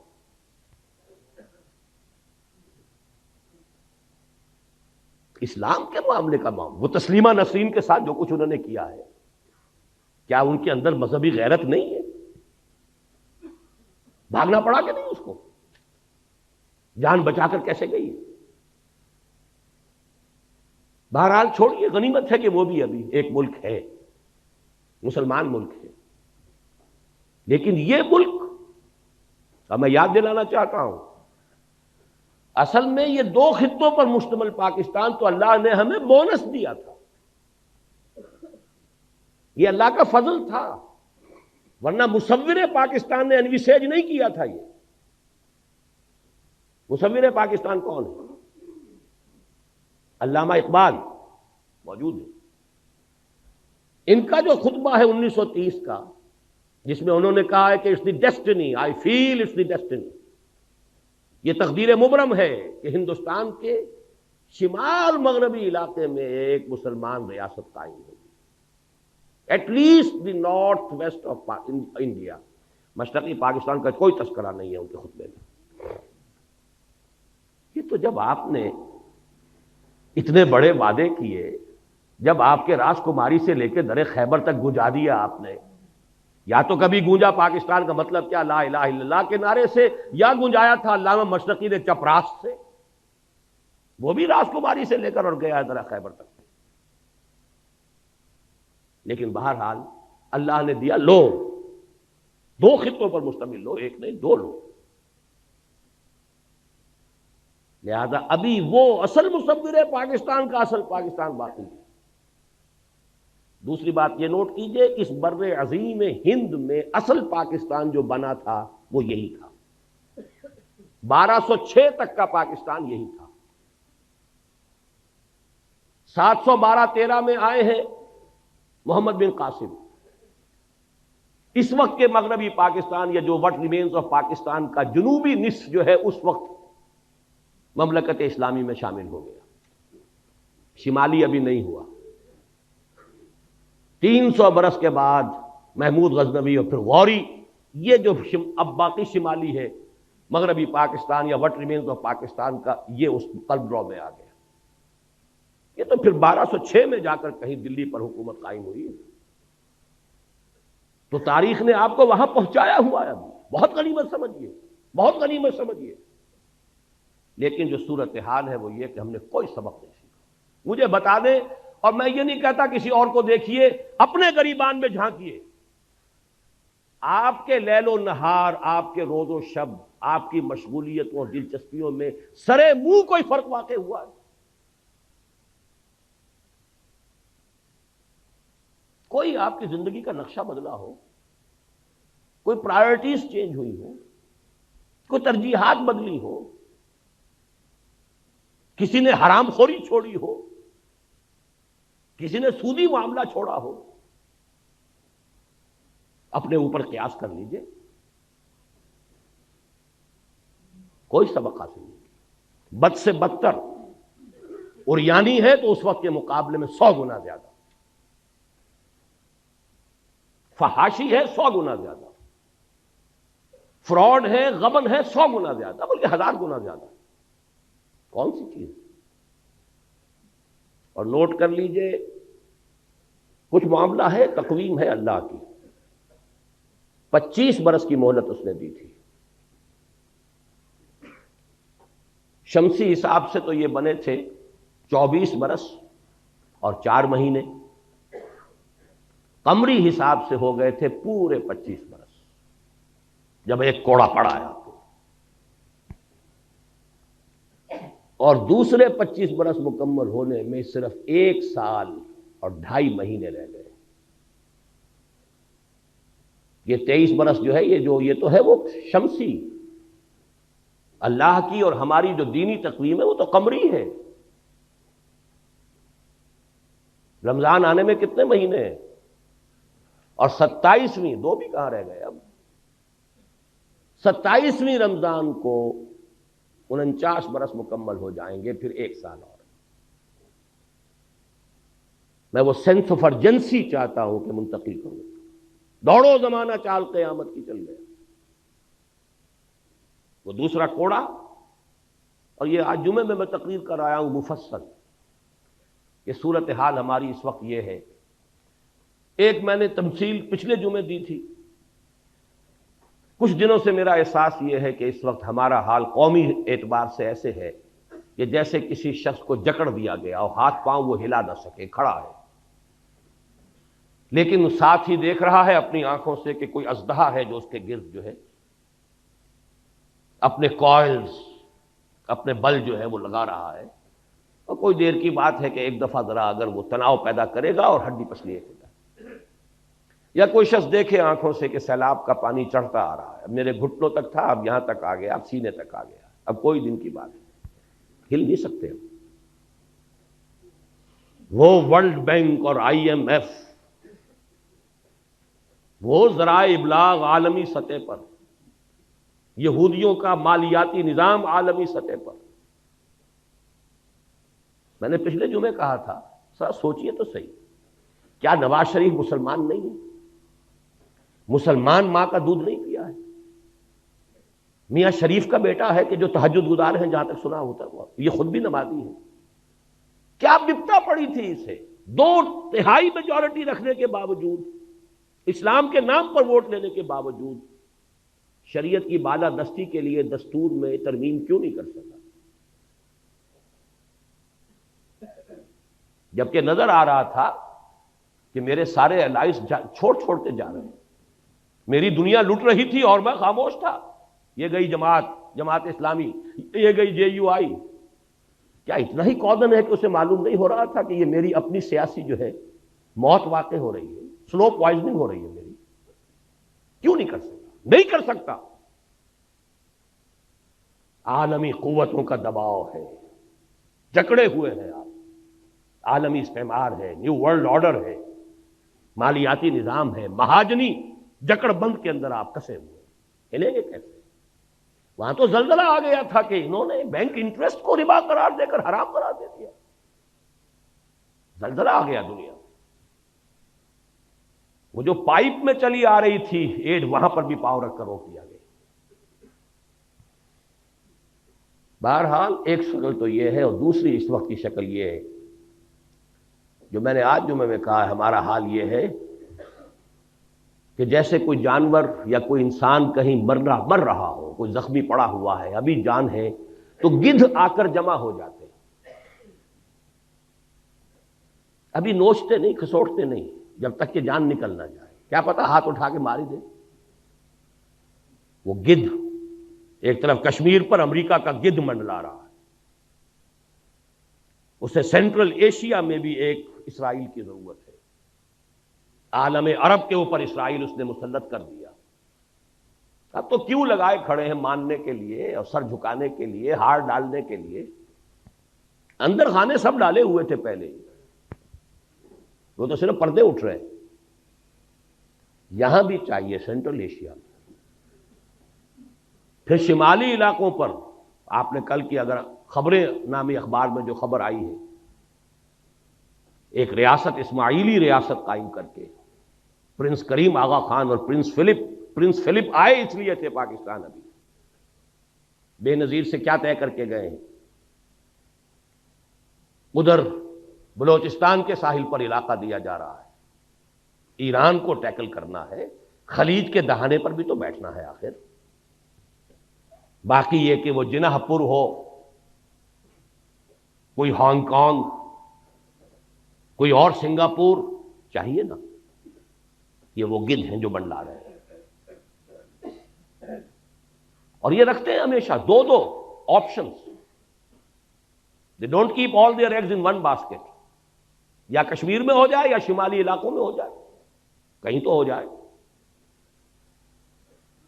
یا جناح پور بن جائے یا سندھو دیش بن جائے، کچھ تو ہو جائے، یا بلوچستان کے ساحل پر ہمیں جگہ مل جائے۔ یہ حالات ہیں اصل میں۔ بہرحال آگ ہے اولاد ابراہیم ہے نمرود ہے، کیا کسی کو پھر کسی کا انتہا مقصود ہے۔ الہی خیر میرے آشیاں کی، زمیں پر ہے نگاہیں آسمان کی۔ ہمارے لیے تو آسمان یہ امریکہ بہادر، نیو ورلڈ آرڈر۔ علاج کیا ہے؟ علاج اس کا وہی آب نشاط انگیز ہے ساتھی، توبہ، رجوع کرو اپنی اصل کی طرف جس کے لیے پاکستان بنایا۔ توبہ افراد کریں، توبہ کریں، اپنی معاشرت میں سے غیر اسلامی چیزیں نکال دیں، پھر توبہ قوم کرے، اور اجتماعی توبہ کے لیے ایک مضبوط جماعت ہو کہ جو منکرات کے خلاف جہاد کرے اور طاقت کے ساتھ جہاد کرے، کسی کی پولیٹیکل گیم میں نہ آئے، کسی پاور پالیٹکس میں نہ آئے۔ پاکستان میں خلافت کی دعوت، دو الفاظ میرے نوٹ کر لیجیے، قیام خلافت کی دعوت، اور پورے عالمی سطح پر نظام خلافت کے علمبردار بن کر کھڑے ہو جائیں، جس میں پہلا مرحلہ پین اسلامزم کا ہوگا، پورے عالم اسلام کو متحد کر کے خلافت کے نظام کے تحت لانا۔ میں آپ کو سنا چکا ہوں گاندھی کا جملہ جو قائد اعظم سے کہا تھا، آپ کے پاکستان کا مطلب پین اسلام تو نہیں ہے نا؟ یہاں میں اب ایک آیت مبارکہ کا حوالہ دے رہا ہوں، وہ خلافت ہے کیا؟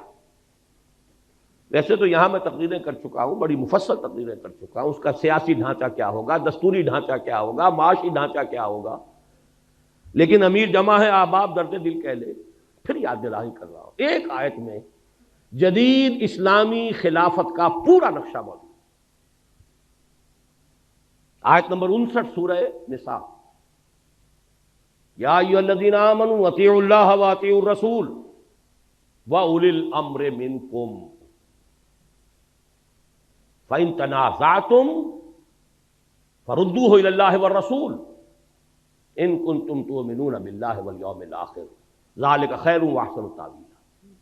دیکھیے جدید ریاست کے 3 پلر شمار ہوتے ہیں، لیجسلیچر، اطیعوا اللہ و اطیعوا الرسول، کتاب و سنت۔ ایک ترمیم دستور میں ہو جائے، شریعت کی ٹوٹل بالادستی، ہر معاملہ کتاب و سنت کے تابع، خلافت بن گئی۔ قرارداد مقاصد اصولاً طے کر چکی، صرف یہ ایک ترمیم درکار ہے جو نواز شریف صاحب نہیں لا سکے، لیکن اس کے لیے بڑی عوامی ایک جد و جہد کی ضرورت ہوگی، جانے دینے کی ضرورت ہوگی۔ پوری قوم اگر کھڑی ہو گئی، اور پوری قوم سے مراد اتنی معتدل تعداد میں لوگ کہ پوری قوم کے اندر جو ہے ایک آگ لگا دیں، تو کوئی امریکہ کا باپ کچھ نہیں کر سکتا۔ اور سب سے بڑی بات پھر اللہ کی مدد آئے گی، ان تنصروا اللہ ینصرکم لینصرن اللہ من ینصرہ، اللہ لازماً مدد کرے گا اس کی جو اس کی مدد کرے۔ تو لیجسلیچر اطیعوا اللہ و اطیعوا الرسول پر دستور کے اندر ایک ترمیم، ٹوٹل بالادستی۔ نمبر 2 اولی الامر ایگزیکٹو، یہ اولی الامر منکم مسلمانوں میں سے ہوں، غیر مسلم نہیں، وہ ذمہ ہوگا، پروٹیکٹڈ مائنورٹی ہوگا، جان مال عزت آبرو کی حفاظت کا ذمہ لیں گے، لیکن نہ لیجسلیچر میں اس کا دخل ہو سکتا ہے، اس لیے کہ وہ کتاب و سنت سے متعلق ہے، وہ نہ کتاب کو مانے نہ سنت کو مانے، نہ ہی ایگزیکٹو کے ٹاپ پر وہ ہو سکتا ہے۔ ہاں ملازمتوں میں، ٹیکنیکل شعبوں میں ان کی خدمات سے فائدہ اٹھائیے، اولی الامر منکم۔ باقی اگر جھگڑا ہو جائے، آیا یہ شے شریعت کے مطابق ہے یا نہیں ہے، جھگڑا اسی کا ہونا ہے نا۔ لیجسلیچر ایک قانون پاس کرتی ہے، میں یہ کہتا ہوں کہ نہیں یہ تو کتاب و سنت کے منافی ہے، جھگڑا ہو گیا نا۔ فَإِن تَنَازَعْتُمْ فَرُدُّوهُ إِلَى اللَّهِ وَالرَّسُولِ، یہاں تنازع کے حوالے سے جوڈیشری آ گئی، جوڈیشری طے کرتی ہے۔ جدید ریاست نے انہی تینوں کو انسٹیٹیوشنز کی شکل دیتی ہے تو یہ 3 حصے ریاست کے جو قرآن مجید کی اس ایک آیت میں موجود ہیں۔ جوڈیشری طے کرے گی، لے جاؤ معاملہ سپریم کورٹ میں لے جاؤ۔ صحیح رخ پر قدم اٹھایا تھا ضیاء الحق نے۔ یہ دوسری بات ہے کہ ہاف ہارٹڈ بلکہ کوارٹر ہارٹڈ بلکہ 8واں حصہ بھی نہیں تھی نیت کے اندر۔ 2 ہتھکڑیاں پہنا دیں، 2 بیڑیاں ڈال دیں، دستور بھی بالا تر شریعت سے، آئلی قوانین بھی بالا تر شریعت سے، مالی قوانین بھی بالا تر شریعت سے، رہ کیا گیا پھر؟ جوڈیشل لاز بھی بالا تر شریعت سے، تو سوائے فراڈ کے اور کیا رہ گیا؟ یا کچھ لوگوں کی تنخواہیں ہیں، وہ فیڈرل شریعت کورٹ اور فلانش کورٹ تنخواہیں چل رہی ہیں، بڑے ٹھاٹ جمے ہوئے، کریں گے کیا وہ؟ نہ دستور ان کے دائرہ کار میں، نہ عدالتی قوانین دائرہ کار میں، نہ مالی قوانین۔ خیر مالی قوانین کے لیے وہ 10 برس کی چونکہ تھی ہتھکڑی، وہ کھل گئی ہے اچانک، تو انہوں نے وہ دے دیا فیصلہ، اور فیصلے کے خلاف اپیل میں جا کر نواز شریف صاحب اور اس معاملے کو وہاں کنڈم کر دیا۔ آئلی قوانین بھی نہیں شریعت کے مطابق۔ مجھ سے کہا تھا انہوں نے، پھر یہ خواتین کو کون مطمئن کرے گا؟ میں نے کہا اگر یہی آپ کی سوچ کا معیار ہے تو یہ میرا استعفیٰ ہے، میں آپ کے ساتھ شورا میں بیٹھنے کو تیار ہوں۔ بہرحال پہلی بات یہ۔ نمبر 2، صدارتی نظام اس ملک کے لیے اگر خیر ہے، صدارتی نظام ہے۔ یہ پارلیمانی نظام انگریز کی وراثت، وہ تو مجبور ہیں، روایت پرست قوم ہے، انہیں اپنے بادشاہ کو، ملکہ کو سر پر بٹھانا ہے ضرور، چاہے وہ بکنگم پیلس جو ہے وہ ہیومن زو ہے، ایک انسانی چڑیا گھر۔ اس کی خبریں پڑھ لیجئے، ڈائنا کی پڑھ لیجئے، کبھی سارا فرگوسن کی پڑھ لیجئے، سکینڈل پڑھ لیجئے، دلچسپی ہے ان کی، ایک کھیل کود کا سامان ہے۔ لہذا انہیں تو پارلیمانی نظام بنانا ہے۔ ہمارے ہاں خواہ کی سنویت، ہیڈ آف دی اسٹیٹ اور ہے، ہیڈ آف دی گورنمنٹ اور ہے۔ اب وہ ہیڈ آف دی اسٹیٹ یا تو بنے گا چودھری فضل الہی، اور یا بنے گا غلام اسحاق خان، بلکہ اس سے بھی آگے بڑھ کر ضیاء الحق صاحب۔ مجھے بتا دیجئے تیسری شکل ہے کون سی؟ یہ لعنت ہے، یہ برٹش لیگیسی ہے، اس کا جنازہ جتنی جلدی نکالا جا سکے. لیکن یہ سب کچھ اس کے بعد ہے، شریعت کی ٹوٹل بالادستی پہلے طے ہو، ورنہ کوئی بات نہیں. پھر یہ لعنت چاہے پارلیمانی ہو چاہے صدارتی، سب لعنت، سب شرک، سب کفر. جس ملک کے نظام میں شریعت کی بالادستی اور اللہ کی حاکمیت کا نفاذ نہیں ہے وہ شرک ہے، کفر ہے. رہنے والے مسلمان ہوا کریں، نظام کافرانہ ہے. ایک اور چیز روح عصر کا ایک تقاضا ہے، ٹرو فیڈرل سسٹم. اب جیسا کہ وہ علامہ اقبال نے اپنی ابلیس کی مجلس شورا نامی نظم میں ایک بڑا پیارا شعر کہلوایا ابلیس کی زبان سے، ہم نے خود شاہی کو پہنایا ہے جمہوری لباس، جب ذرا آدم ہوا ہے خود شناس و خود نگر. اس انسان کے اندر اب ذرا اپنے حقوق، اپنا وہ پاس پیدا ہو گیا ہے، خیال ہو گیا ہے، تو ہم نے کہا چلو ٹھیک ہے، وہ جو انسانی حاکمیت کی ٹنوں کی نجاست ایک شخص کے سر پر رکھی ہوتی تھی کسی فرعون اور نمرود کے، وہ تولا تولا سب میں بانٹ دو، نجاست تو نجاست ہی رہے گی. ایسے ہی ایک بات ہے کہ حکمت کا تقاضا ہے، ہر ایک کو اپنی زبان پسند ہے، کوئی زبان مقدس نہیں سوائے عربی زبان. پنجابی کو پنجابی پسند ہو، سندھی کو سندھی پسند ہو، نہ سندھی زبان کفر ہے نہ پنجابی زبان کفر ہے. لسانی نسلی جو بھی اکائیاں ہوں ان کو مناسب مقام دینا چاہیے. بھارت سے سبق سیکھیے، اس نے لسانی صوبے بنا دیے تو کیا اس کے اندر کمی آ گئی؟ کیا کوئی کمزوری پیدا ہو گئی بھارت میں؟ ہر صوبے کی اپنی زبان ہے، اپنے زبان میں سارا پروونشل معاملہ چل رہا ہے. سینٹر کے ساتھ معاملہ ہوگا یا بین الصوبائی ہوگا وہ انگریزی میں ہوگا. تامل ناڈو تامل زبان،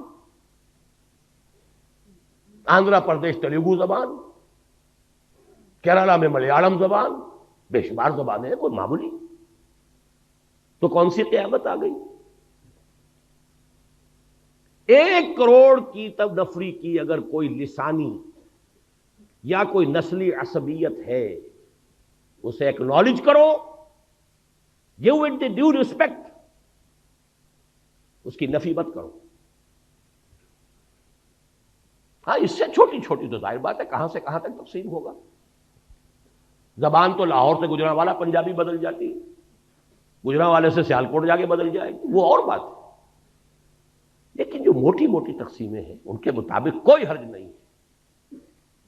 یونائٹڈ اسٹیٹس آف پاکستان بن جائے کوئی حرج نہیں، فیڈرل گورنمنٹ مضبوط، لیکن یہ کہ اس کے ساتھ اسٹیٹس کو آٹونومی دیجیے، اپنا ڈیولپ کرو. ہاں شریعت کے خلاف کوئی شے ہونے نہیں دیں گے، یکجہتی کی ذمہ دار فیڈرل گورنمنٹ ہوگی. آج دنیا میں نظام چل رہا ہے، امریکہ کا نظام اور ہے کیا، صدارتی نظام، وہ بھی لیا ہے خلافت سے. ہر کو جا بینی جہان رنگ و بو، آنکھ از خاکش برو یا دارزو، یاز نور مصطفیٰ اورا بہاش، یا ہنوز اندر تلاش مصطفیٰ. شیطان کو جمہوریت اس لیے دینی پڑی ہے کہ خلافت راشدہ میں عوام کو ایک حق دیا گیا ہے، مسلمانوں کا منتخب خلیفہ ہوگا، مسلمانوں کی رائے ہوگی، امر المسلمین ہوگا. تاریخ انسانی میں پہلی مرتبہ اسلام نے دیا ہے، تب شیطان کو بھی پیروی کرنی پڑی. تو اب اگر کوئی دنیا کی اچیومنٹس ہیں ان کو ایکنالج کیجئے. تیسری بات یہ، اور یہ جیسا کہ میں نے عرض کیا سندھ کے مسئلے میں سیاستدانوں کے اپنے معاملات ہوتے ہیں، کبھی الطاف حسین صاحب کا کوئی بیان آ جائے گا، کبھی کوئی بیان آ جائے گا، کبھی صوبہ چاہیے کبھی نہیں چاہیے. وہ تو سیاست میں تو سیاستدان پیترے بدل بدل کر اپنی جو بھی اس کے ساتھ نیگوسیشنز ہیں، بارگیننگ ہے، بدلتی رہے گی. لیکن میں ڈنکے کی چوٹ کہتا ہوں اور بہت عرصے سے کہہ رہا ہوں، کوئی حل نہیں ہے اس کا سوائے اس کے کہ چھوٹے صوبے بنائے جائیں. سندھ کی تقسیم نہ ہو تو کوئی حل ہے ہی نہیں. 1 کروڑ سے زیادہ ہے کم سے کم مہاجر اردو اسپیکنگ، اس کو ایکنالج کیجئے. کوئی تو علاقہ انہیں دیجئے کہ ہاں یہ ہمارا ہے. انہوں نے یہ کہا تھا ایم کیو ایم نے ایک زمانے میں کہ ہمیں صرف کراچی کی کارپوریشن جو ہے، جب وہ کارپوریشن پہ آ گئے تھے، ہمیں یہاں 2 چیزیں، پولیس ہمارے تابع کر دیجئے، ٹریفک ہمیں دے دیجئے. کوئی دینے کو تیار نہیں. کچھ تو دو. اگر آپ ڈپرائیو کریں گے، احساس محرومی اس انتہا کو پہنچا دیں گے. میں نے کتاب لکھی تھی مسئلہ سندھ، استحکام پاکستان، اس کے لوازم، 10 سال پہلے کی کتاب ہے. اور اس کے بعد مسئلہ سندھ پر. سیاست دان نہیں ہوں، میدان میں نہیں ہوں، بازار سے گزرا ہوں، خریدار نہیں ہوں، لیکن حالات کو جانتا ہوں. مجھے بصیرت اللہ نے عطا کی ہے. سرما ہے میری آنکھ کا خاک مدینہ و نجف. مدینہ و نجف کی بجائے کہہ دیجئے ہماری آنکھ کا سرما ہے قرآن اور سنت، اللہ کی کتاب اور اس کے رسول صلی اللہ علیہ وسلم کی سنت، اس کی احادیث. یہ بصیرت ہے ہماری کی. تو ہم نظر آتے ہیں، حقائق نظر آتے ہیں. آخری بات یہ کہ سرکاری زبان کا طے کیجئے کہ یہاں پر عربی ہوگی، اور فوری طور پر عربی کی پہلی جماعت سے تدریس لازم. 20 برس کے اندر اندر کایا پلٹ جائے گی اس ملک کی. اور یہ پورے عالم عرب کے ساتھ کنٹینیوس اس کا معاملہ. پین اسلامزم کی طرف قدم اگر بڑھے گا تو اس کے حوالے سے بڑھے گا. اور اس کے بعد آپ کا مسئلہ حل ہوتا ہے. اور سب سے بڑی بات جو ہم نے آیات آج پڑھی تھی،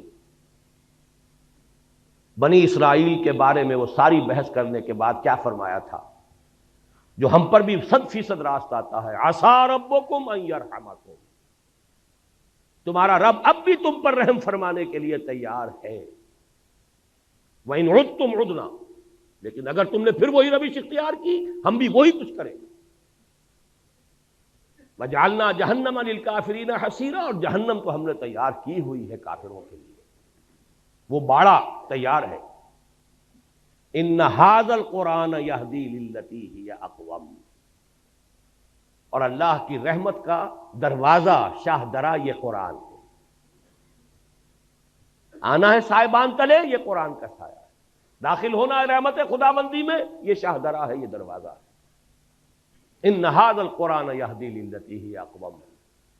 سمجھ لیجئے اچھی طرح، میں نے اگر اپنی زندگی کے 30 برس لگائے ہیں اس قرآن مجید کے پڑھنے، پڑھانے، سیکھنے، سکھانے، انجمن بنانے اور قرآن اکیڈمی بنانے اور قرآن کالج بنانے، قرآنی تربیت گاہیں اور کیسٹس، تو یہ کوئی مولویانہ میرا کوئی پیشہ نہیں ہے. میں نے تو سن 54 میں MBBS کیا تھا. یہ کوئی میرا مشغلہ نہیں، کوئی ہابی نہیں. یہ اس تشخیص پر ہے. یہ سارا کام ہوگا قرآن کے ذریعے. خار از محجوری قرآن شدی، شکوہ سنجے گردش دوران شدی، اے تو شبنم بر زمیں افتندئی، در بغل داری کتاب زندگی. وہ زمانے میں معزز تھے مسلمان ہو کر، اور تم خار ہوئے تاریک قرآن ہو کر. لہذا اس رکوع میں بھی آخر میں یہی آیات آ رہی ہیں، ان ھذا القرآن یہدی للتی ہی اقوم ویبشر المؤمنین الذین یعملون الصالحات ان لهم اجرا کبیرا وان الذین لا یؤمنون بالآخرۃ اعتدنا لهم عذابا الیما. لہذا اس کے ذریعے سے یہ ہوگا، پہلی جماعت سے عربی زبان کی تعلیم شروع کیجئے تو لامحالہ قوم بحیثیت مجموعی قرآن سے قریب تر ہونی شروع ہو جائے. اس عمل کا آغاز تو ہو جائے. باقی تفاصیل میں نہیں جا رہا. وہ تو یہ کہ ایک جو ہے دستور کی بات طے ہو جائے کہ کتاب و سنت کی بالادستی، دی بال ول بی سیٹ رولنگ. وہ تو گیند جو ہے چل شروع ہو جائے گی، بھئی یہ حرام ہے، یہ حرام ہے، چھوڑو. آلٹرنیٹو لیجسلیشن کرو، لیجسلیشن کرتا چلا جائے. بہرحال اس کے سوا میں پورے انشراح صدر کے ساتھ کہہ رہا ہوں، پاکستان کے لیے کوئی بچاؤ نہیں. اقبال کا وہ شعر کہ اپنی ملت پر قیاس اقوام مغرب سے نہ کر، خاص ہے ترکیب میں قوم رسول ہاشمی، 100% منطبق ہوتا ہے تو پاکستان. یہاں کوئی اور شے نہیں ہے جو اسے استحکام دے سکے، کسی بنیاد پر مستحکم ہو ہی نہیں سکتا سوائے اسلام. اور اگر ادھر نہیں آئیں گے تو اللہ کے عذاب کا دوسرا کوڑا تمہاری داستان تک بھی نہ ہوگی داستانوں میں. اللہ تعالیٰ اس انجام بد سے ہمیں بچائے، ہمیں توبہ کی توفیق عطا فرمائے. اور یہ توبہ ان فرد سے شروع ہوگی. اپنی جگہ ہر شخص جو ہے اس توبہ کے لیے تیاری کرے. یہ تقسیم منطقی ہے تو پھر سرائیکی صوبے کے قیام کے بارے میں کیا رائے ہے؟ میں تو اس کے حق میں ہوں. میں تو کہتا ہوں 1 کروڑ کی بنائیے، 12 صوبے بنائیے اس ملک کے. اور جو بھی اس ملک کا ویل وشر ہے ہمیشہ یہی کہتا ہے یہ صوبائیت کی لعنت ختم اس سے ہوگی. چھوٹے صوبے بنائیے. آپ نے نہ معلوم کتنے نئے ضلع بنا لیے، نئے ڈویژن بنا لیے، نئی تحصیلیں بنا لی، نئے سب ڈویژن بنا لیے. صوبہ معلوم ہوتا ہے کہ قرآن و سنت کا لکھی ہوئی کوئی لکیر ہے، آسمان سے اتری ہے، انگریز کے بنائے ہوئے صوبے، اور وہ مقدس ہو گئے. ان کو تو ایک مرتبہ توڑ کر، اور کم سے کم 12 صوبے اس ملک کے جو ہے 1 کروڑ کے انداز کا ایک صوبہ بننا چاہیے، اور اس میں لسانی جو ہے معاملات کو بھی سامنے رکھیے. اگر پٹھان کہتے ہیں ہمارے صوبے کا نام پختونخوا بنائیے، کیوں آپ کے پیٹ میں مروڑ اٹھتا ہے؟ کیوں آپ کا نام پنجاب ہے اس صوبے کا؟ اور سرحدی صوبہ نام رکھا ہوا، کون سی سرحد؟ پاکستان کے 4 صوبے سرحدی صوبے ہیں. پنجاب اس کا شمال مشرقی سرحدی صوبہ ہے، سندھ جو ہے اس کا جنوب مشرقی سرحدی صوبہ ہے، بلوچستان اس کا جنوب مغربی سرحدی صوبہ. یا تو سب کے نام یہ رکھ دیجیے، تبھی کوئی منطق ہے، کوئی دلیل ہے. ورنہ ہندوستان اتنے بڑے ملک میں تو شمال مغربی سرحدی صوبے کے کوئی معنی تھے، آج کیا معنی ہے اس کے؟ بلوچستان بلوچوں کا صوبہ ہے، بلوچستان نام ہے کہ نہیں؟ بعض چیزوں کو خام خواہ جو ہے ہم نے اس کے ساتھ الرجی بنائی ہوئی ہے، اور ان چیزوں کو جو پوج رہے ہیں بیٹھ کر کچھ لوگ، کچھ دانشور جو ہیں، ان کو اس کے سوا کوئی اور چیز پوجتی نہیں. نئے صوبے بنائیے، نئے نام رکھیے. کہیں ہندوستان میں تامل ناڈو نام سے کوئی صوبہ تھا؟ اکثریت وہاں کے صوبوں کے نام بدل چکے. آندھرا پردیش کہیں تھا دنیا میں؟ تامل ناڈو کہیں تھا دنیا میں؟ سب صوبے بدل گئے. پنجاب جو ہم چھوڑ کر آئے تھے، جو تقسیم کے وقت چھوٹا پنجاب تھا، 3 ریاستیں بن چکی ہیں، اس کی 3 اسٹیٹس ہیں. ہماچل پردیش، ہریانہ جہاں سے میرا تعلق ہے وہ علیحدہ ریاست ہے پنجاب، اور یہ پنجاب بڑا تھا. بہرحال اگر آپ ایک ملک کی وحدت کو قائم رکھنا چاہتے ہیں تو ان چھوٹے صوبے چھوٹے، اور انہیں زیادہ سے زیادہ آٹونومی دیجیے خدا کے لیے. ورنہ یہ جو کچھ ہو رہا ہے، کچھ مفاد پرست طبقات ہیں. آپ نے 1 یونٹ بنایا، لیکن یہاں کا جو پنجابی سرمایہ دار تھا لاہور کا خاص طور پر، اس نے وہ بے ایمانی کی ہے. اس نے پنجاب کو یہاں جو ہے 1 یونٹ کا دارالخلافہ بنایا. اس سے بڑی بے ایمانی کوئی ہو سکتی؟ ہندوؤں نے امرتسر میں 1 اینٹ نہیں رکھی پاکستان بننے کے بعد، آزادی کے بعد. صوبائی دارالحکومت بنایا چندی گڑھ پہاڑوں میں جا کر. اور آپ پورے پاکستان کا ایک صوبہ بنا کر اور صدر مقام بنا رہے ہیں لاہور شریف کو. کس حساب سے صحیح ہے؟ جغرافیہ کے حساب سے صحیح نہیں، ڈیفنس کے حساب سے صحیح نہیں، لسانی اعتبار سے صحیح نہیں. آپ ملتان بناتے، ڈیرہ غازی خان بناتے، ہر اعتبار سے وہ مرکز تھا، لسانی اعتبار سے مرکز. سرائے کی زبان پر آ کر پنجابی، پوٹھوہاری، بلوچی، سندھی ساری زبانیں مکس ہوتی ہیں. اگر تو کوئی قومی سوچ ہو، پھر ڈیفنس کے اعتبار سے انڈیفینسیبل ہے یہ شہر. آپ کے ڈیفنس، سائنس آف ڈیفنس کے اعتبار سے انڈیفینسیبل ہے، اس کا کوئی بچاؤ ممکن نہیں. وہ تو اللہ نے بچا دیا، BRB اور دہشت ڈال دی اس نے. سألقی فی قلوب الذین کفروا الرعب، میں ان کافروں کے دلوں میں رعب ڈال دوں گا. ورنہ 65 میں BBC پر اگر فلم دکھا دی گئی تھی فال آف لاہور کی، تو کتنا یقینی سمجھتے تھے وہ. اس لیے کہ کوئی ڈیفنس کا کہاں سے ہو سکتا تھا. اور وہاں آپ نے سارے جو ہے کروڑوں اربوں روپے کھپا دیا، وابڈا ہاؤس بنا دیا، یونٹ کالونی بنا دی، یہ بنا دیا. یہ کام ہونے چاہیے تھے، ڈیرہ غازی خان میں ہونا چاہیے تھا. آپ کا کوئٹے کے ساتھ کوئی لنک رہتا ہے، آلٹرنیٹ ریلوے لنک موجود ہے، پشاور کے ساتھ آلٹرنیٹ ریلوے لنک موجود ہے. ورنہ یہاں تو جہاں سے کاٹ دیں آپ کی لائف لائن، آپ کا تعلق کوئی نہیں رہتا. تو ان چیزوں کے اوپر ذرا حقیقت پسندی کے ساتھ غور کیجئے. اب دعا مانگیں. الحمدللہ الذی ہدانا لہذا وما كنا لنہتدی لولا ان ہدانا اللہ. الحمدللہ الذی انزل علی عبدہ الکتاب ولم یجعل له عوجا. تبارک الذی نزل الفرقان علی عبدہ لیکون للعالمین نذیرا. اللہم صل علی عبدک ونبیک ورسولک وخلیلک محمد وبارک وسلم. وصلی وسلم وبارک علی جمیع الانبیاء والمرسلین وعلی ملائکتک المقربین وعلی عبادک الصالحین وعلینا معہم یا ارحم الراحمین. اللہم ربنا نور قلوبنا بالایمان واشرح صدورنا للاسلام. اللہم انصر من نصر دین محمد صلی اللہ علیہ وسلم من کانوا وحیث کانوا واجعلنا منہم. اللہم ربنا اجعلنا منہم. اے اللہ اپنے ہر اس بندے کی مدد فرما جو تیرے نبی کے دین کی خدمت کر رہا ہو، خواہ وہ کوئی بھی ہو کہیں بھی ہو، اور اے اللہ ہمیں بھی توفیق دے کہ ہم ان کے ساتھ شامل ہوں، ان کے دست و بازو بنیں۔ اللہم اخذل من اعرض عن دین محمد صلی اللہ علیہ وسلم من کانوا وحیث کانوا ولا تجعلنا معهم۔ اے اللہ ہر اس شخص کو ذلیل اور خوار اور رسوا کر دے جو تیرے نبی کے دین سے روگردانی کر رہا ہو، خواہ وہ کوئی بھی ہو کہیں بھی ہو، اور اے اللہ ہمیں بچا اس سے کہ ہم ان کے دھوکے میں آ کر ان کے پھندے میں پھنس جائیں۔ ربنا تقبل منا انک انت السمیع العلیم، پروردگار ہماری اس دعا کو قبول فرما، یقیناً تو سب کچھ سننے والا اور جاننے والا ہے۔ وصلی اللہ تعالی علی خیر خلقہ محمد وآلہ واصحابہ اجمعین برحمتک یا ارحم الراحمین۔